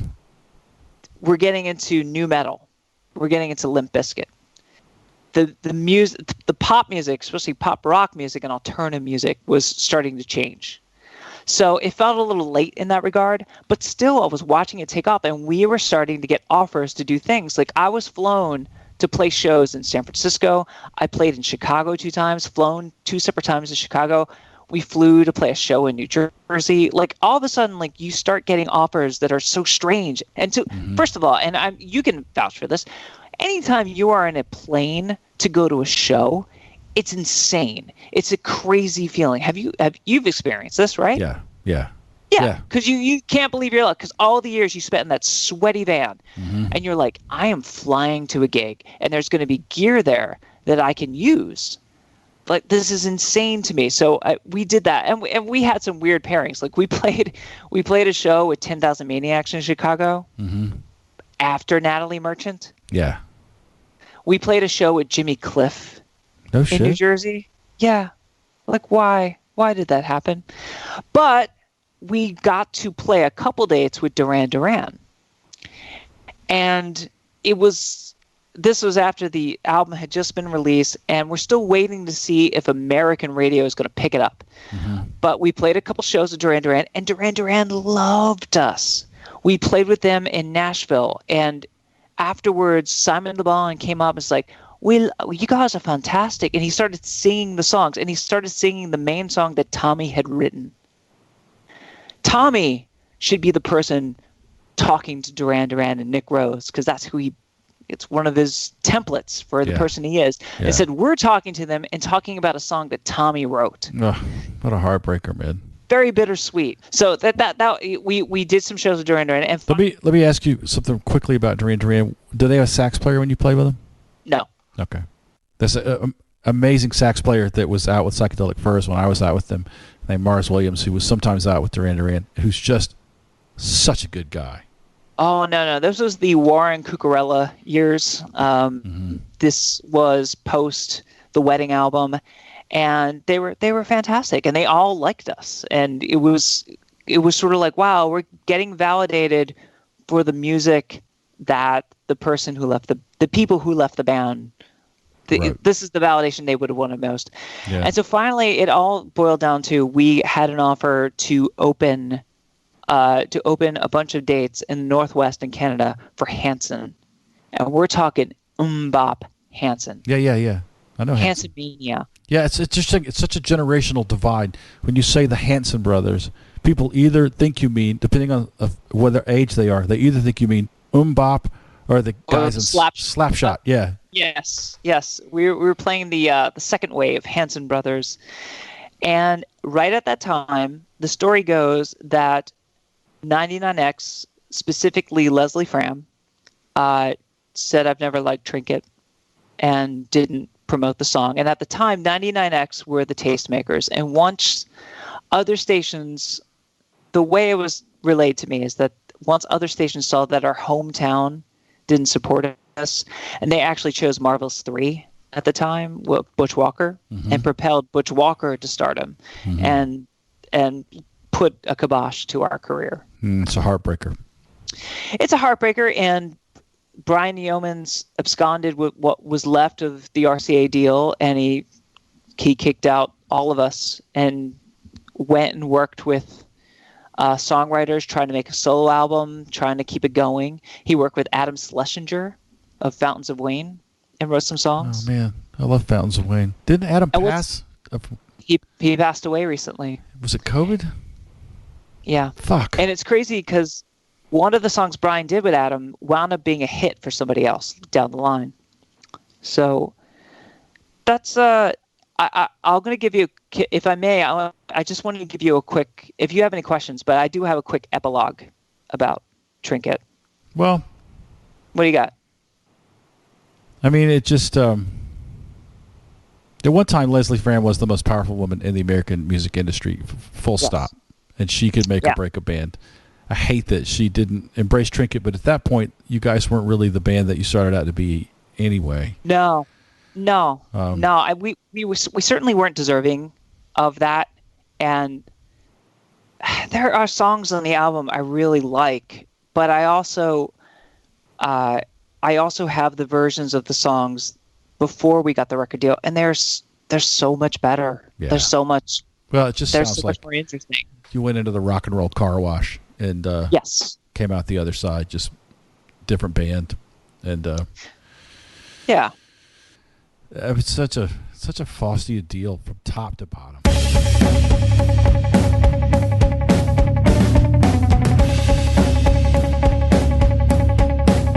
Hey, Crash and Ride would like to let you know about a new industry-wide initiative focused on mental health called Backline. Backline is a hub for artists, industry professionals, and their families to quickly and easily access mental health and wellness resources. Backline is partnered with leading support organizations and care providers to streamline access to services specifically geared towards the music industry. Go to www.backline.care to get the support that you need to thrive both on and off the road. The way that Backline works is you contact them via their website or their 800 number, and they will connect you with a caseworker. That caseworker will be familiar with resources in your area to get you the mental health care that you need. If you need to talk to a therapist, they can put you in touch with a therapist. If you need to talk to a psychiatrist and be evaluated for meds, they have a list of psychiatrists.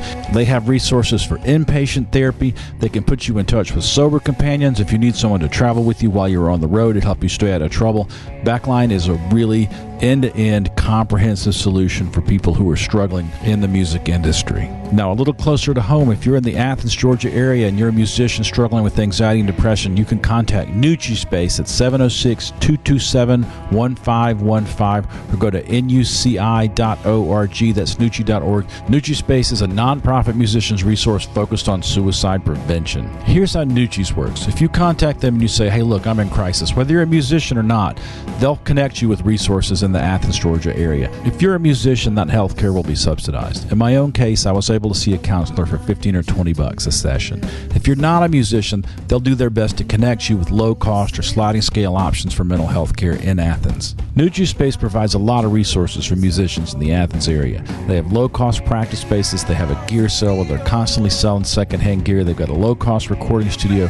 They're really just an amazing asset to the Athens, Georgia music scene, but their primary mission is helping people who are depressed or anxious get better. Go to nuci.org, that's nucci.org, or call 706-227-1515. And finally, no matter where you are, if you're struggling with anxiety and depression and you're contemplating self-harm, you can always call the National Suicide Prevention Lifeline at 1-800-273-8255. That's 1-800-273-TALK. It's 24/7. It's free. It's confidential. They have trained volunteers to help get you through your crisis and get you the help that you need. Call the National Suicide Prevention Lifeline at 1-800-273-8255 or go to suicidepreventionlifeline.org.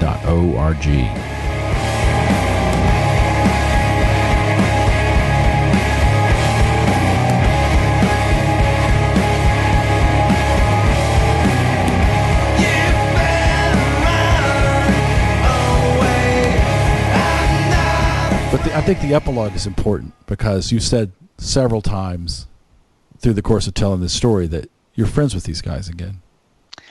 That's what's important. It's not to make it seem like an after-school special, but Tommy and I didn't speak for years, and finally, I just went to his house, maybe 3 or 4 years after everything had ended, and he immediately invited me in and poured me a drink, and I don't know if I apologize so much for what happened, but just sort of expressed sorrow that our friendship didn't survive it for that time. And I certainly said that I understand why he was angry. I think he understands why I stuck around. And we were able to completely mend that. I think we had an absinthe night, not too long after that. And it was great. It was great. And we all kind of held on to little grudges here and there, but they all sort of dissipated over time. I ran into Jeff. I don't remember how I ran into Jeff. I ran into him and we, talked, and it was great. It was way better than it was when I was in the band, because I've certainly become a more well-rounded person. And I see the kind of slouched, bitter figure I cut when I was in the band, and certainly during the 90s. Mm-hmm. And it's nice to be at this vantage point and see okay, this is where I was wrong. And Jeff owned up to some of his failings. And so all of this was in place. And our old manager just a couple years ago said, hey, I'm turning 50 and I'm wondering if I can get just all of Trinket together at a farmhouse just to spend the weekend together and talk about old times. Mm-hmm. Was that Rich Levy? Mark LeClaire. All right, Mark. Right. But Rich Levy is the person who helped us out. Rich Levy is a name that helped us out. But I like that guy a lot. yes, Mark LeClaire set it up, and I was like, well, I'm sure Brian, our singer, who cut us all out and never talked to us again, like I'm sure he's not going to want to do it, and maybe Tom's not going to want to see Brian, etc. But Tom said yes, Jeff said yes, and then I learned that Brian said yes, but also Brian suffers from MS now, and he's in a bad way, and he has been for a while. And for Brian to see everybody again was not just to mend fences, but also, I think, to raise his spirits and to remind him who he used to be. So we all got together, and Brian had a cane, and he was, when he was younger, I mean, it felt like he could have anything. He could have any girl. Right. He could have, and here he was in a weakened state. But his spirit was, upon seeing us, and to have the five of us together again was really reparative. I mean, in a way that, like, I knew it would be, but it was even better than that. And we played, it was like being with your old college friends, and we played tapes of the songs we did before the record deal. And I heard countless songs I had no memory of and had no idea existed on tape. And it was wonderful. It was one of the best weekends any of us had had. And all of the disappointment that RCA handed to us and Athens had handed to us, and all the snide things everyone had ever said behind our backs, it just didn't matter anymore because we were together and we believed in what we did, and it felt great. Ultimately, I think that if a band forms for the right reasons, the friendships ultimately are more important sometimes even than the work, you know? Right.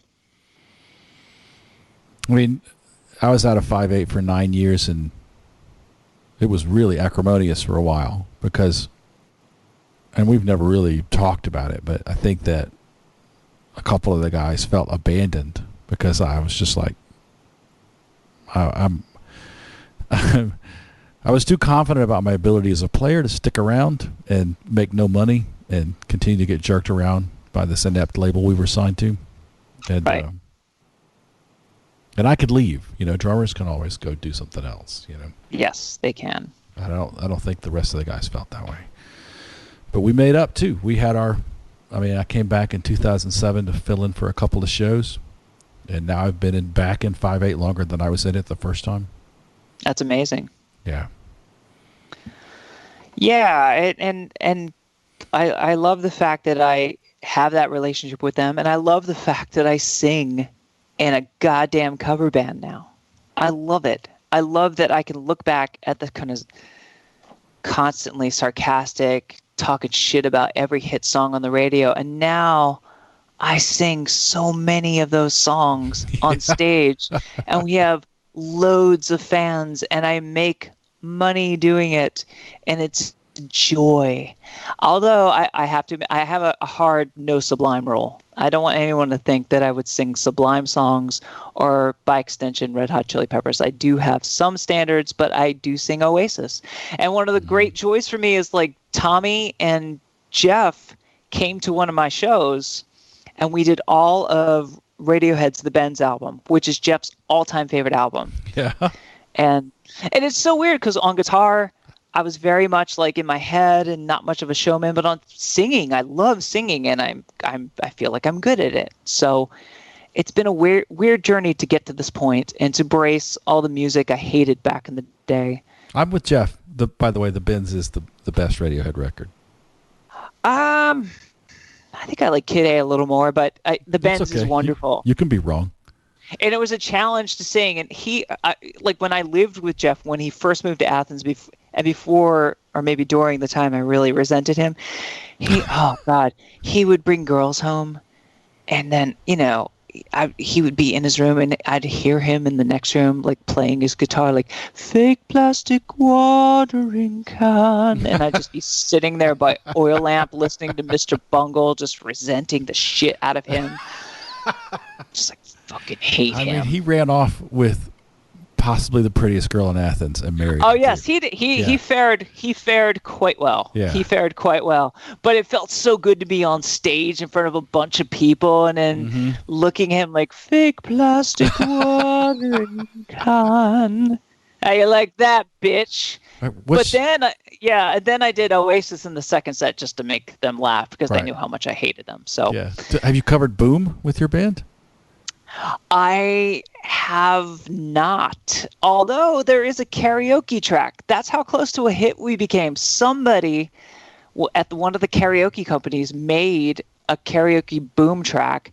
So I have sang it at some karaoke. I don't remember where, but I was someplace and I saw it. I think I was in a private room and everybody knew the story. So I pulled it up and did it. But yeah, I have not done Boom because it would require an 2-hour-long explanation to make it worth anyone's while.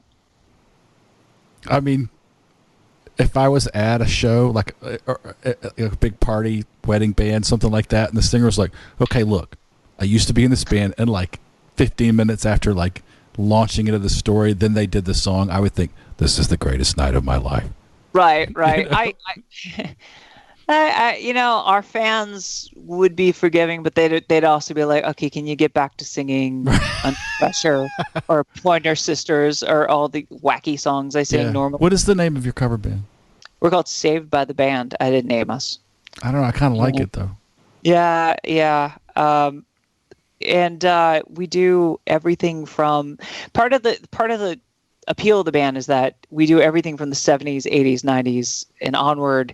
And I have a super high voice, so we do Whitney Houston, and I hit all the notes. And it's just weird to see a middle-aged guy sing Whitney Houston or Mariah Carey and just hit it all. So, do you ever get the itch to like maybe call up Jeff and like to do actual music? To like maybe write another, not Trinket record, because like that's water under that bridge, but like to like do another original music thing. Because I mean, clearly, if you're hitting these Whitney Houston and Mariah Carey notes, you've got a reservoir of ability and talent. And the itch is really well scratched by way of my work. Like I do so many things musically for work that and there are things like writing songs with lyrics, many of which are, not entirely funny. Like if you're writing a song for a fish that died, I've written songs that are really pretty and really nice. And there is the littlest bit of regret that I didn't discover these things about myself until after I was in a band. Like, again, like I lost 25 pounds and dressed better and developed self-esteem after having a record deal. I don't recommend that. You should do that in a different order. But to be where I am now and to write all these songs, and I have an audience of people who hear them, and that's good enough for me. I mean, I just bought a new guitar and I love to make crazy sounds in my office, but I don't find myself with the inclination of playing out. This might change. Like I just did another song with Homestar Runner that's going to come out in a little bit, but I'm probably a better guitarist now than I was 20 years ago. But God, you hope so, right? Yeah, I think I am, and I like where everything is. Like everything is kind of, in a creative sense, is far more pleasing now than it was when I was compromising in 1999 and 2000. Well, man, I usually wind these things up with a series of 10 questions that I came up with. They're very loosely based on the Bernard Pivot questions that they used to wind up inside the Actors Studio. If you're ready for it, we can do it. Sure. All right. What's the fondest memory you have of a meal that you've had? Wow. A fondest meal. My mom would make pineapple cheesecake quite often. She quite literally made nothing else. My father was the cook, but my mom would make this pineapple cheesecake that would have these sides of hardened sides of like butter and sugar, etc. And when I was younger, I only wanted the center cut. But as I got older, I wanted a bit of that crust, and I think that's what life is about. You want a bit more of that crust because you can handle it. Mm-hmm. Do you have the recipe for that? I'm sure my mom does, and I'm sure it's not elaborate. And I kind of watch what I eat now, so I don't know. If I ate it, I would just be just so mournful. But that's what I ate growing up.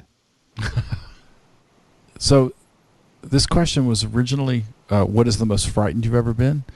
But I've discovered that there are people who maybe don't want to relive their like profoundest trauma with the microphone shoved in their face. So I offer you the answer to the question. Well, I'll answer it in a good way. Because Okay. the most frightened I've ever been is tied together with my dad's illness. Mm-hmm. But so rather than that, I'll say the good most frightened I've ever been was October 30th, 1981. And that was the night Halloween, the movie, premiered on NBC. I was watching TV in my parents' bedroom. I think I was watching Superman or Superman 2. And for some reason, they said, hey, do you want to come out and watch this horror movie? Your older sister Linda's here. She says it's really good, and it's on NBC. It's probably not going to be that bad. I was 10 years old, and it is the singular most, like that's, most kids my age, most adults my age talk about seeing Star Wars and that's the most important cultural moment of their life.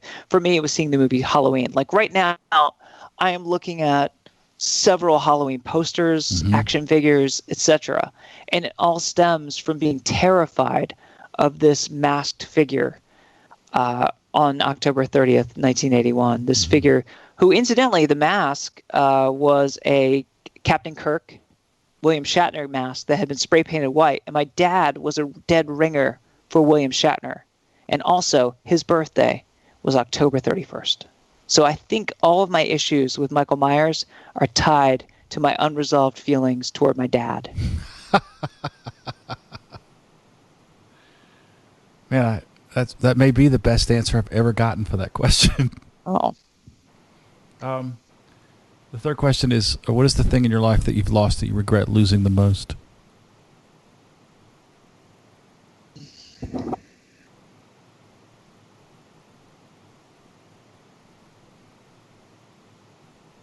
I'm not much for regret for losing things. I used to be.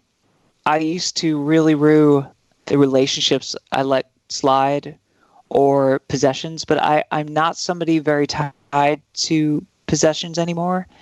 And I'm at a point where I used to find it weird that you'd lose friendships with, like, say, people you dated for a long time. I used to think it was weird that there would be people who would be effectively become strangers who have encyclopedic knowledge about you, everything you know, everything about you, everything you like, hate, all your experiences. And I don't feel that way anymore. I have a more sort of come and let go of things attitude. So I honestly don't have a good answer to that. There's nothing. Isn't it weird? Like, it may just be the way we handle breakups in this culture, but like, you can be with someone for years, and then there's a moment, and after that, there's just like it's severance, and like every now and then I'll be making a meal, and I'll think, oh, I used to make this for so and so, and she liked it a lot, and it's crazy. It's crazy because when you were younger, there was so much drama and like wrapped up in that. But recently, I ran into an ex at Target, and this is somebody who I held a grudge against. She didn't know about it, but I held a grudge against for years just because the way it ended and the circumstances of our relationship. Yeah, what did you send to her P.O. box? I sent her. Yeah, right. If only I did that. Yeah. I was resentful. And then like 6 years ago, I just wrote her out of the blue. I sent her an email just sort of apologizing for something she didn't even know about and just sort of wishing her just this really nice I think, because she received it very nicely, and just sort of checking in on her. And then I ran into her the other day at Target. And it was so strange to look at this person. And it's like, my God, the times you and I had together. And now we have these separate lives, and we're both married to people, and we have stepchildren, and it's crazy. Like, my God, like you just can't fathom getting out of not only the relationship, but all the shit afterwards, and to be 15 years removed. And same thing with my ex-wife. Like, I was married for 10 years, and now she's someone whose activities I see on Instagram. Yeah. It's so bizarre. Yeah, the whole "the past is another country, we don't go there anymore" thing. Yeah. You know, it feels that way. I don't harbor a huge feeling of regret about past relationships. You know, I've made apologies where I felt like I needed to, and I still do as I remember shitty things I've done. But it does seem strange to me sometimes that you can, like, live so close together and then just atomize, like, and just move to different worlds. I mean, yeah, and that's the pleasure, and that's again one of those things that's giving me solace during this pandemic. It's the idea that I have and you have lived there are so many discrete chapters of my life. When I look back at my life and I think of my father's illness, or the first chunk of time I lived in Athens, or Trinket, or my first marriage, or my first wife's illness, there are so many things that seemed insurmountable and so slow. And that's the only thing keeping me sane through this pandemic, is the idea that this too shall pass. right. And it will. So And it'll be a memory. that's what I tell the kids. As a blip. There'll be a time Yeah. remember 2020? Well, that fucking sucked. Yeah, very much so. Tell me about a time you received an act of kindness from a stranger.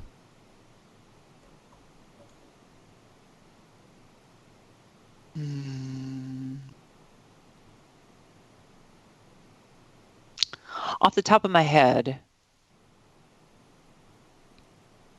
well, this will sound convenient because you said something similar to this at the top of this podcast, but I do remember walking the halls of MD Anderson in Houston, and they're like raised habit trails, like they're over the city streets.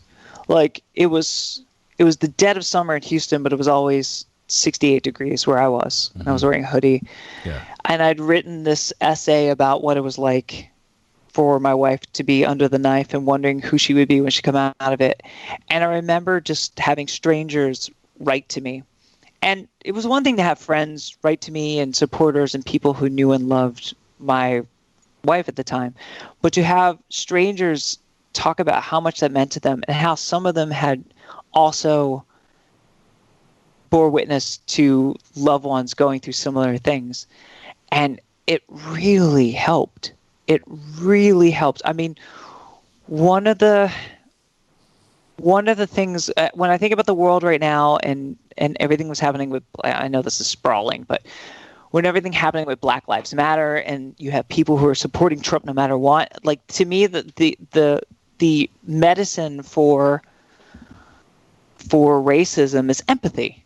Right. Empathy allows you to feel what somebody else is feeling and understand it, and you get that from listening. You get that from watching, and to have these people reach out to me and just to be so kind, and that meant the world to me. So that just comes off the top of my head. So Yeah.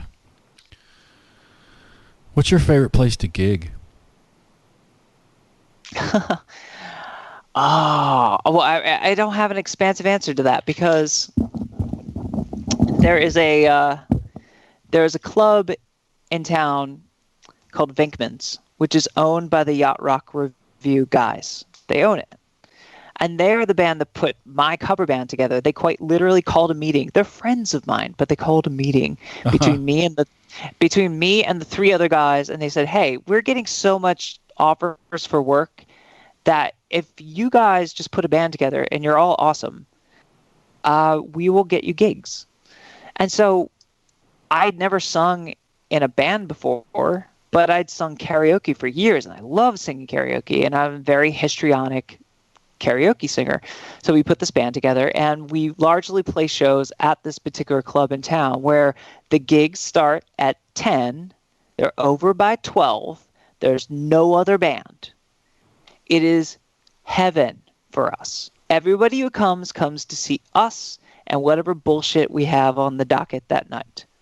So that's my favorite place to gig. Atlanta. It's not an interesting answer. I've had great gigs in various places, but that's by far my favorite place. Mm-hmm.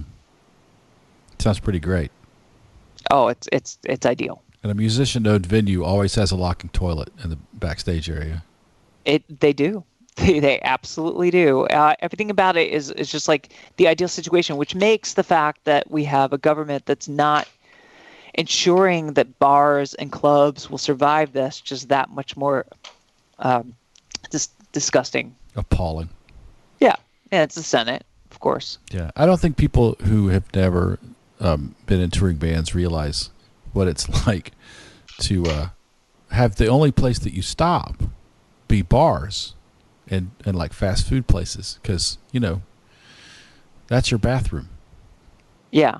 Really, imagine the bathroom at every punk rock bar you've ever played, and now know that that's some band's bathroom tonight. Well, not tonight because we're all in quarantine, but like, you know, someone's going to drive 6 hours, eat at Hardee's, and get to the club. Right. So, yeah, bands really love playing clubs owned by other bands because it's going to be a place where you can have a little time to yourself. Right. Yes, absolutely. Like it's always a clean situation there. It's just we do a Christmas show, and we do a toy drive every year, and people bring tons of toys, and we put up Christmas lights. It's just fantastic. And what I usually do every Christmas show, I go to Goodwill and I buy tons of shitty things for 50 cents to $2, and I wrap them all like presents, and throughout the show I just give them out. And they're usually like books like by Sarah Palin, or I give away some Bill Cosby videotapes and whatever shitty thing I can find. And I promote it as such. I'm like, come out, here's some Christmas songs, and I'll be giving away shitty gifts all night long. Please bring toys. And they brought so many toys. We raised thousands of dollars last time we did a show like this. So that's amazing. Visa and income considerations aside, if you could live anywhere in the world, where would you live? Scandinavia. I've been there. I went to Scandinavia a couple years ago with my ex-wife. My ex-wife has figured large. I need to state, my current wife is amazing, and I love her so much. I've been married for almost a year now, and she's been the best thing that's ever happened to me. However, I went to Scandinavia, and I took a train across Norway, which was just the most mind-boggling, wonderful trip ever. And anybody who thinks America is the greatest country on earth has not traveled abroad. They just haven't, because it's just there's just so much to love in other countries, and the way they discuss us is like they're mildly embarrassed for us. So I would live in Norway. I'd live in Finland. I'd live in Sweden. I love it there. Yeah, me too. Especially with our skin, you know. Of course, nobody listening to this can see that you and I make the Pillsbury Doughboy look Sicilian. But I'll tell you what, though, I have been outside more this summer than I have since I was 14 years old, because I have two girls now, and they're outside a lot. So as such, like, I got a bike. I bike a lot. I'm exercising. I still, I have I wouldn't say I'm no longer Bjork shaded. I would say I have a bit of a tan. I don't love it, but that's fine. Yeah. I worked in the garden all summer and got nearly as dark as the top of a biscuit. Okay. Yeah. But then got burned and it all peeled off. So Do you have an ideal musical instrument? And if so, do you already own it? Or is it something you aspire to own one day? I do. I do. I just bought it. I've been staring at this guitar. It's from ESP. It is a BW1, which is the Ben Wyman model. It is a semi-hollow body guitar. Ben Wyman is a guitarist who formerly of a Dillinger Escape Plan, who is one of those bands I can't believe I love, but I just absolutely love. They did very sort of combination mathcore, hardcore, with bits of like Mike Patton like vocals, and the guitarists just play, and their live shows were legendary for just being just so chaotic. And this guitar is just absolutely gorgeous. It looks a little bit like a Les Paul, but it has an F hole in it. It is an aqua, like see-through color that's the same color as my glasses, and it has a bridge on it, an Evertune bridge, in which the guitar will not, under any circumstance, be out of tune, ever. I don't have to tune this guitar ever. It is always intonated, always in tune. It's got robo-tuners on it. No, it's not even robo-tuners. Nothing moves. There's something happening with the tension built into this guitar, which it just automatically is always in tune. So I can't get my head around that. I can't either. I don't understand it, but I could literally I could pick this guitar up by its strings and pick it up and down by its strings, plop it on my lap. It's still in tune. You should read about it, but I kept looking at it because I thought aesthetically it's beautiful, and then the more I read about the mechanics of it, I was like, oh my god! Like if it's truly always in tune, that's amazing. So yeah, I own my dream instrument. It's everything I've ever wanted in a guitar, and I wish I was a better guitarist to deserve it. But yeah, and it looks cool. It looks cooler than a headless yellow Steinberger guitar.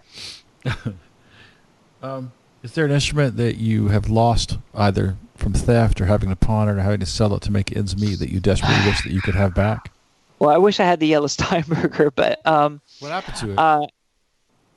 I sold it. I sold it at a time where I was after 2000s.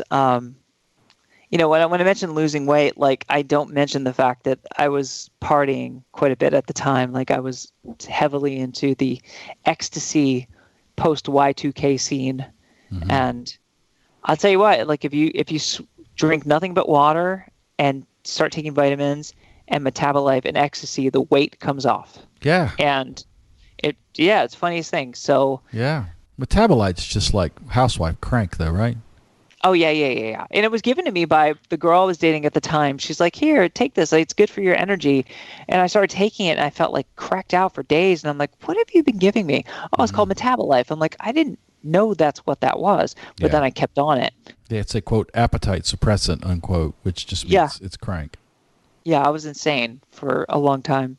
I sold the guitar then, not for drug money, but just like I'd lost interest in playing for the most part, so I got rid of it. I wish I still had it. There was also a Stratocaster I had for all of a week.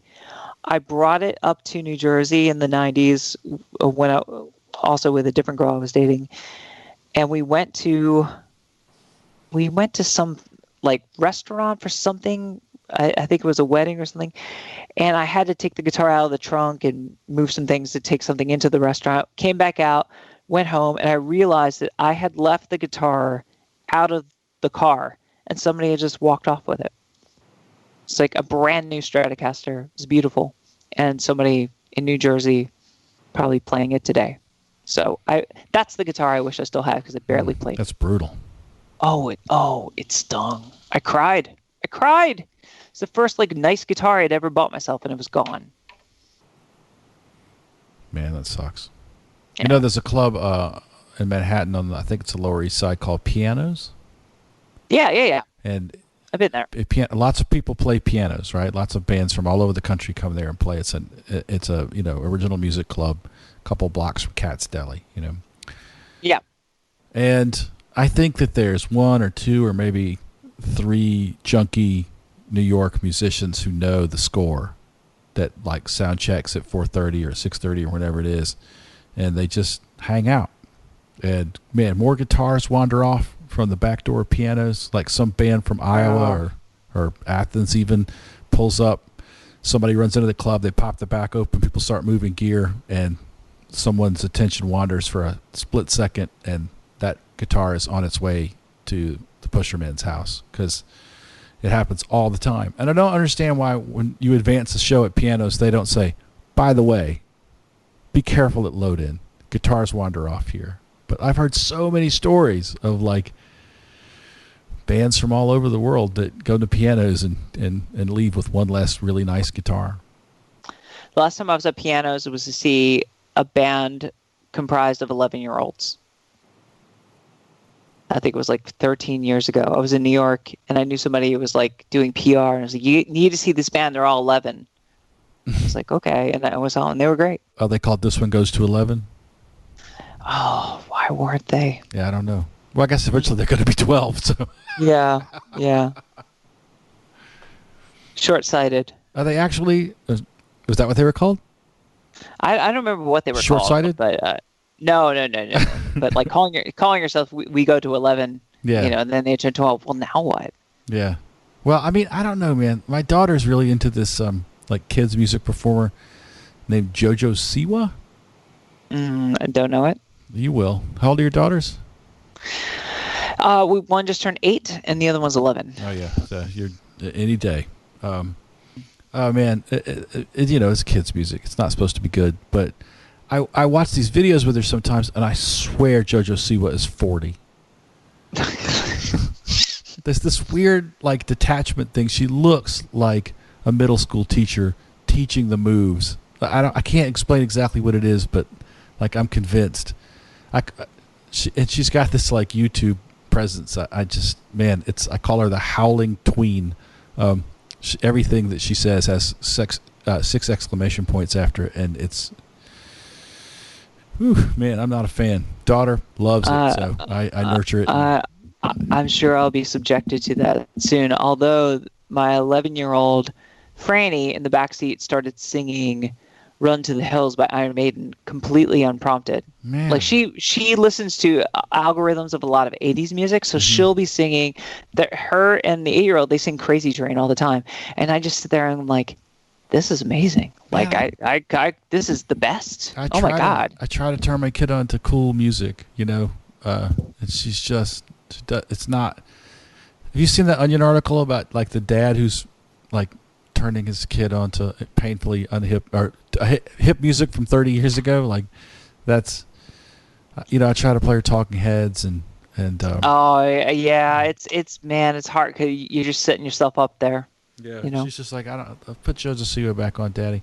I remember right after one of the Jason Isbell records came out, I put that on in the car. I was like, today is Daddy's day to control the aux, and because I needed to hear that record because that guy's great, Oh, he's fantastic. Yeah. So we got about 3 songs in, and she said, I guess she was about 4.5 or 5 at this point, and this voice in the back seat says, "Daddy, this is lonely music." She's not wrong. Oh man, yeah. About as hip as the girls get at this point is Billie Eilish, and Billie Eilish came into Fish Center and did. We have a lot, like Jason Isbell came into Fish Center and did songs. Shit. Like we have like people come. Well, we had when we were doing things at the studio, but we've had many people come and sting. Yeah, I did it. Remember? You did it, of course. Yeah, What am I talking about? 5 You know came this. in. Yeah, and did Fish Center. Yeah. And I really want to get Pinky Doodle Poodle in there, my Japanese punk band, but yeah. I try. I don't know what happened there, but I certainly It put. seems like a good fit because they are, like, for 2 reasons. One, because they're just an amazing band, but also there's a little bit of implied threat there because I've never toured with a Japanese band before this, and they are constantly on the hunt for seafood. Well, okay. So knowing that, I'll make another. Yeah. I'll speak on your behalf again. Yeah. So yeah, Billie Eilish came into Fish Center. She came in and did a couple songs, and this was right before I fully realized how gigantic she was, and like, it is nice to have kids where I can say like, yeah, Billie Eilish came in, like Billie Eilish came into work. Yeah. To my workplace. Yeah, that's Yeah. kind of how it is at my workplace. Right. So I miss it so much. I'm so grateful to work from home, and I'm probably going to be here another 6 months. But Yeah, God knows. I Yeah. really miss going to the studio and all the strange things that would occur because you would have days where like people you really admire can come through. Like it's like Todd Rundgren came in, and like that's for the old dudes there. It's like Todd Rundgren's here, and he put his finger in the fish tank, and one of the fish bit him. No shit. Yeah, Flump bit him, but I there's so many days where I'm just like I can't believe like David Sedaris came and talked, Oh, and man, this that's was the great. day I was co-hosting Fish Center, Mhm. so I got to be one of the hosts, and I made him laugh. And I made David Sedaris laugh, and that was everything. He wrote a thank you card that had my name in it. That's fantastic. But I mean, what are the things that I knew about Chris Harrison? Nice guy, super funny. So I'm not surprised you made David Sedaris laugh. Thanks. If you could be a guest with any artist and play one song, who would it be and what would the song be? Oh, that's easy. Actually, that's easy. So the cover band I'm in, like we have to choose songs, and the thing about everyone should hate cover bands, and the one thing I try to do is a certain kind of integrity to it. And believe it or not, like we don't do Brown Eyed Girl, and we don't do rap rock, and we do, every song is like, okay, this has to be a song I can sell. So we had to think. We were thinking like, what's an album we can do? We could just do a whole album. And I thought long and hard, and I just thought about my voice. And finally, I pitched to the guys. And I should explain, the guys in the band, our drummer, just like a normal guy, like father of two. Our guitarist is like a southern virtuoso. He has a long ponytail, and he has a long beard. And then our bass player looks like John Belushi mixed with Where the Wild Things Are. He has a big, big bushy hair, and he looks insane. So I told these guys, I'm like, the album I want to learn start to finish is Jagged Little Pill by Alanis Morissette. And they said, what? And I was like, look, here's the deal. We learned this. What four dudes would learn this album? And I go, I can hit every note on that album. I know I can.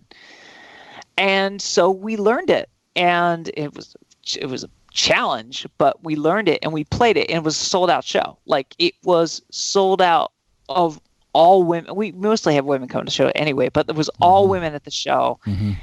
And I would love to do an Alanis Morissette song with Alanis Morissette because I have developed an appreciation. I can't say I was a fan, and I'm still not a fan, but I know those songs backwards and forwards, and I would love to sing that song with her.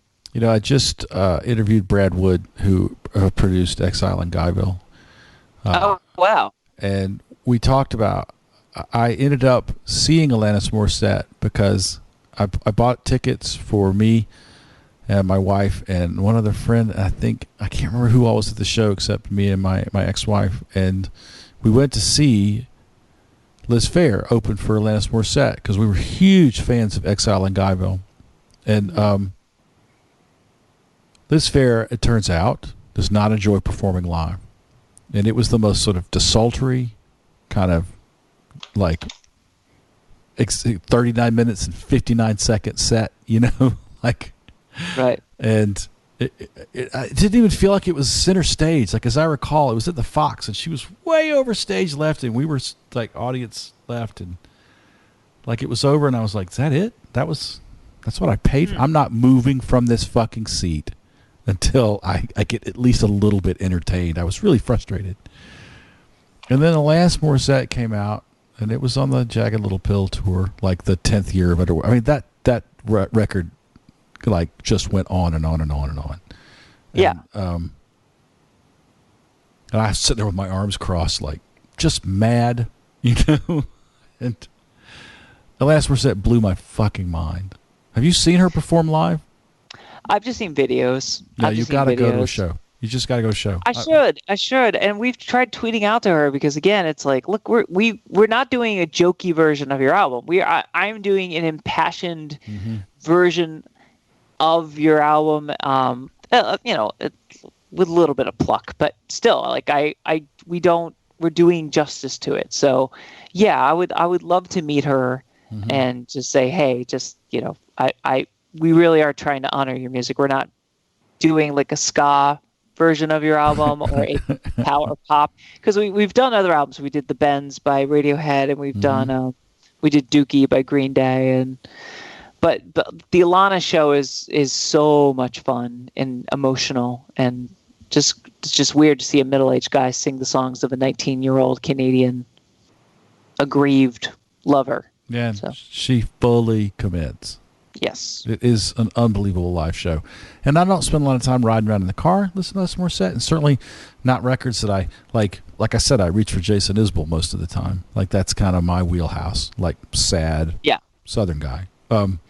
But that show, like, if I ever get the opportunity to see her again, I'm going to take it, because it was just that good. It was really good. She's a really great live performer. And, man, I would love to see you guys do a duet on that any song off that record.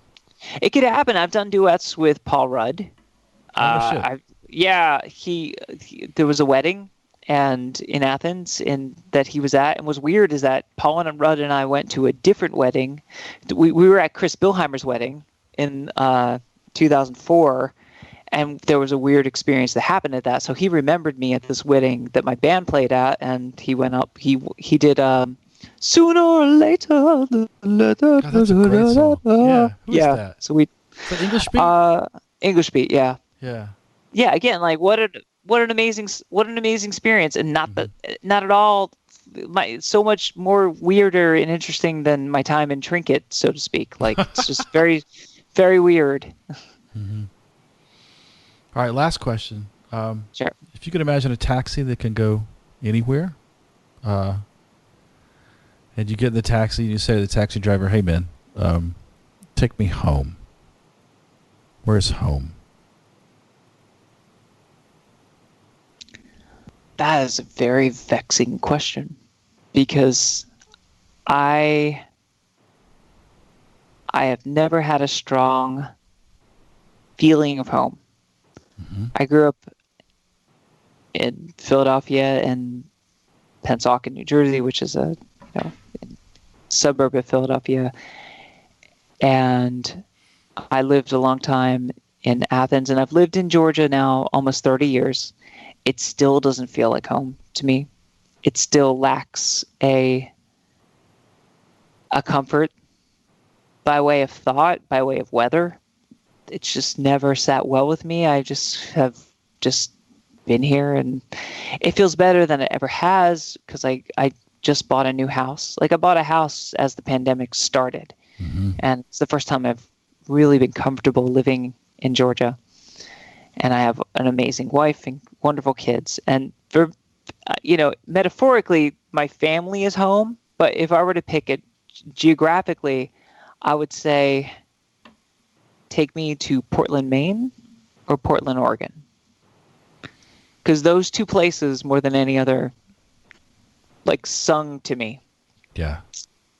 I went to Portland, Maine, and it was the last vacation I took with my ex-wife, and that trip really hammered home, like, okay, this marriage is over, because I found myself so enamored with the environment and with everything I was looking at, and she was enamored with her phone, and I felt like I could live here. And maybe if I hadn't pursued a relationship with my now wife, I could see myself having left and gone there. So I'll say Portland, Maine. Portland, Oregon's a little hot right now, so I'll say Portland, Maine. And in so many ways, Portland, Oregon is hot right now. Yep. But I have a really good friend who lives in Portland, Maine, and he is doing amazing work, doing group therapy in prisons. Oh, wow. I mean, that is amazing. That's wonderful. Yeah. There's a movie called The Work that he heard like one episode of the podcast. He's like, I think you're going to appreciate this movie. And it It has nearly changed the course of my life. Like, it is one of the most powerful films I've ever seen. It's a group of guys, some of whom are professionals, some of whom are volunteers, who go into Folsom Prison and, like, they do group therapy. Some of the prisoners on the inside are not there so much to get help, but as to facilitate helping other inmates.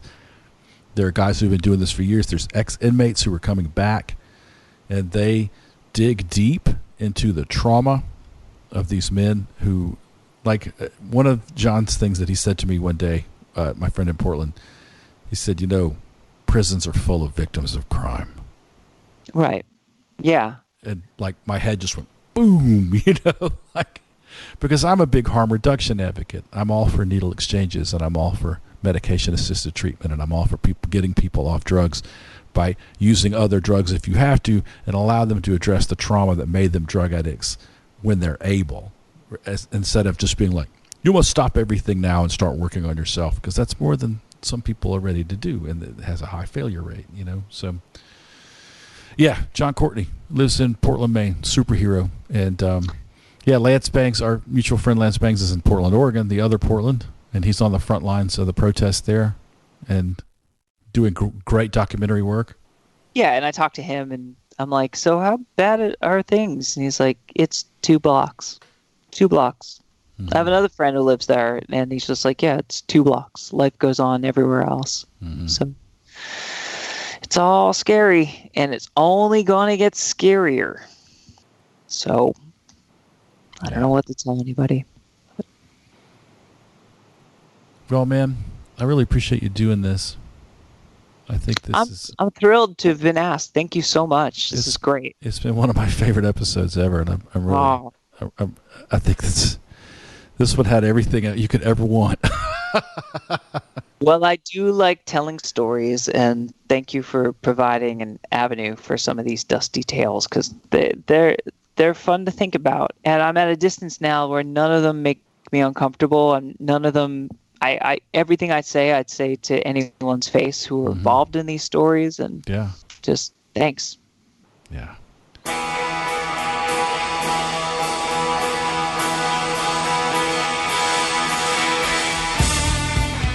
Man, I love that interview. It went so many good places, and I feel like a lot of truth got told. And Chris is just such a good guy. I'm so glad he was able to do that. Thanks, Chris. I want to thank Jake Kreger. Jake Kreger is the de facto producer of the show. He was the first guest ever on the show, and ever since then, he's been like, we got to figure out ways to make the show better, because he believes in it. He believes in what we're doing. So he sends me show notes all the time. He's the creator and the guy who maintains the YouTube channel. If there's ever an episode of Crash and Ride that you can't find on your favorite podcast aggregator for whatever reason, it's on YouTube. So just go to the Crash and Ride YouTube channel. Thanks, Jake. I also want to thank Gene Woolfolk and the band The Powder Room. The Powder Room made all of the music that you heard on today's episode, except, of course, for the excerpt of Chris's band Trinket.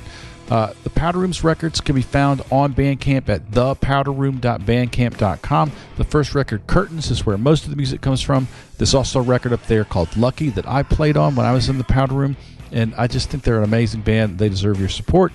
They're currently on hiatus, but all of their music is still available there for a very inexpensive download, or you can order vinyl for a couple things, and just, you need to support the Powder Room. They're great. Gene has a new project called Dream Tent, DREAMTENT. That's a collaboration with Erica Strout, the guitar player and singer from the noise rock band Motherfucker. Dream Tent is in no way noise rock. It is the most fascinating U-turn in the middle of a career I've ever seen. They create beautiful, synth-driven, ethereal music together. It's just so great. They've recently released a full-length LP. You can find that also on Bandcamp at dreamtent.bandcamp.com. Go give that a listen. It's incredible. I also want to thank our supporters from our Patreon page at patreon.com/crashandride. You can go there and choose whether or not to make a small donation every month, $5 or $10, to help keep the podcast going. That's kept me in grits and gravy all summer, and I'm deeply grateful for it. So if you want to support us, go there. That's patreon.com/crashandride. If you need to contact the show, just send an email to crashandride@protonmail.com. That email is encrypted. It's private. Nobody reads it but me. I'll protect your anonymity at all costs. I will never say your name on the air without your express permission, so if you need to talk to me, just hit me up at crashandride@protonmail.com. In the meantime, I hope you're hanging in there. I don't have any idea what to say anymore about where we all are as musicians and artists without any means of support. I hope that you're okay.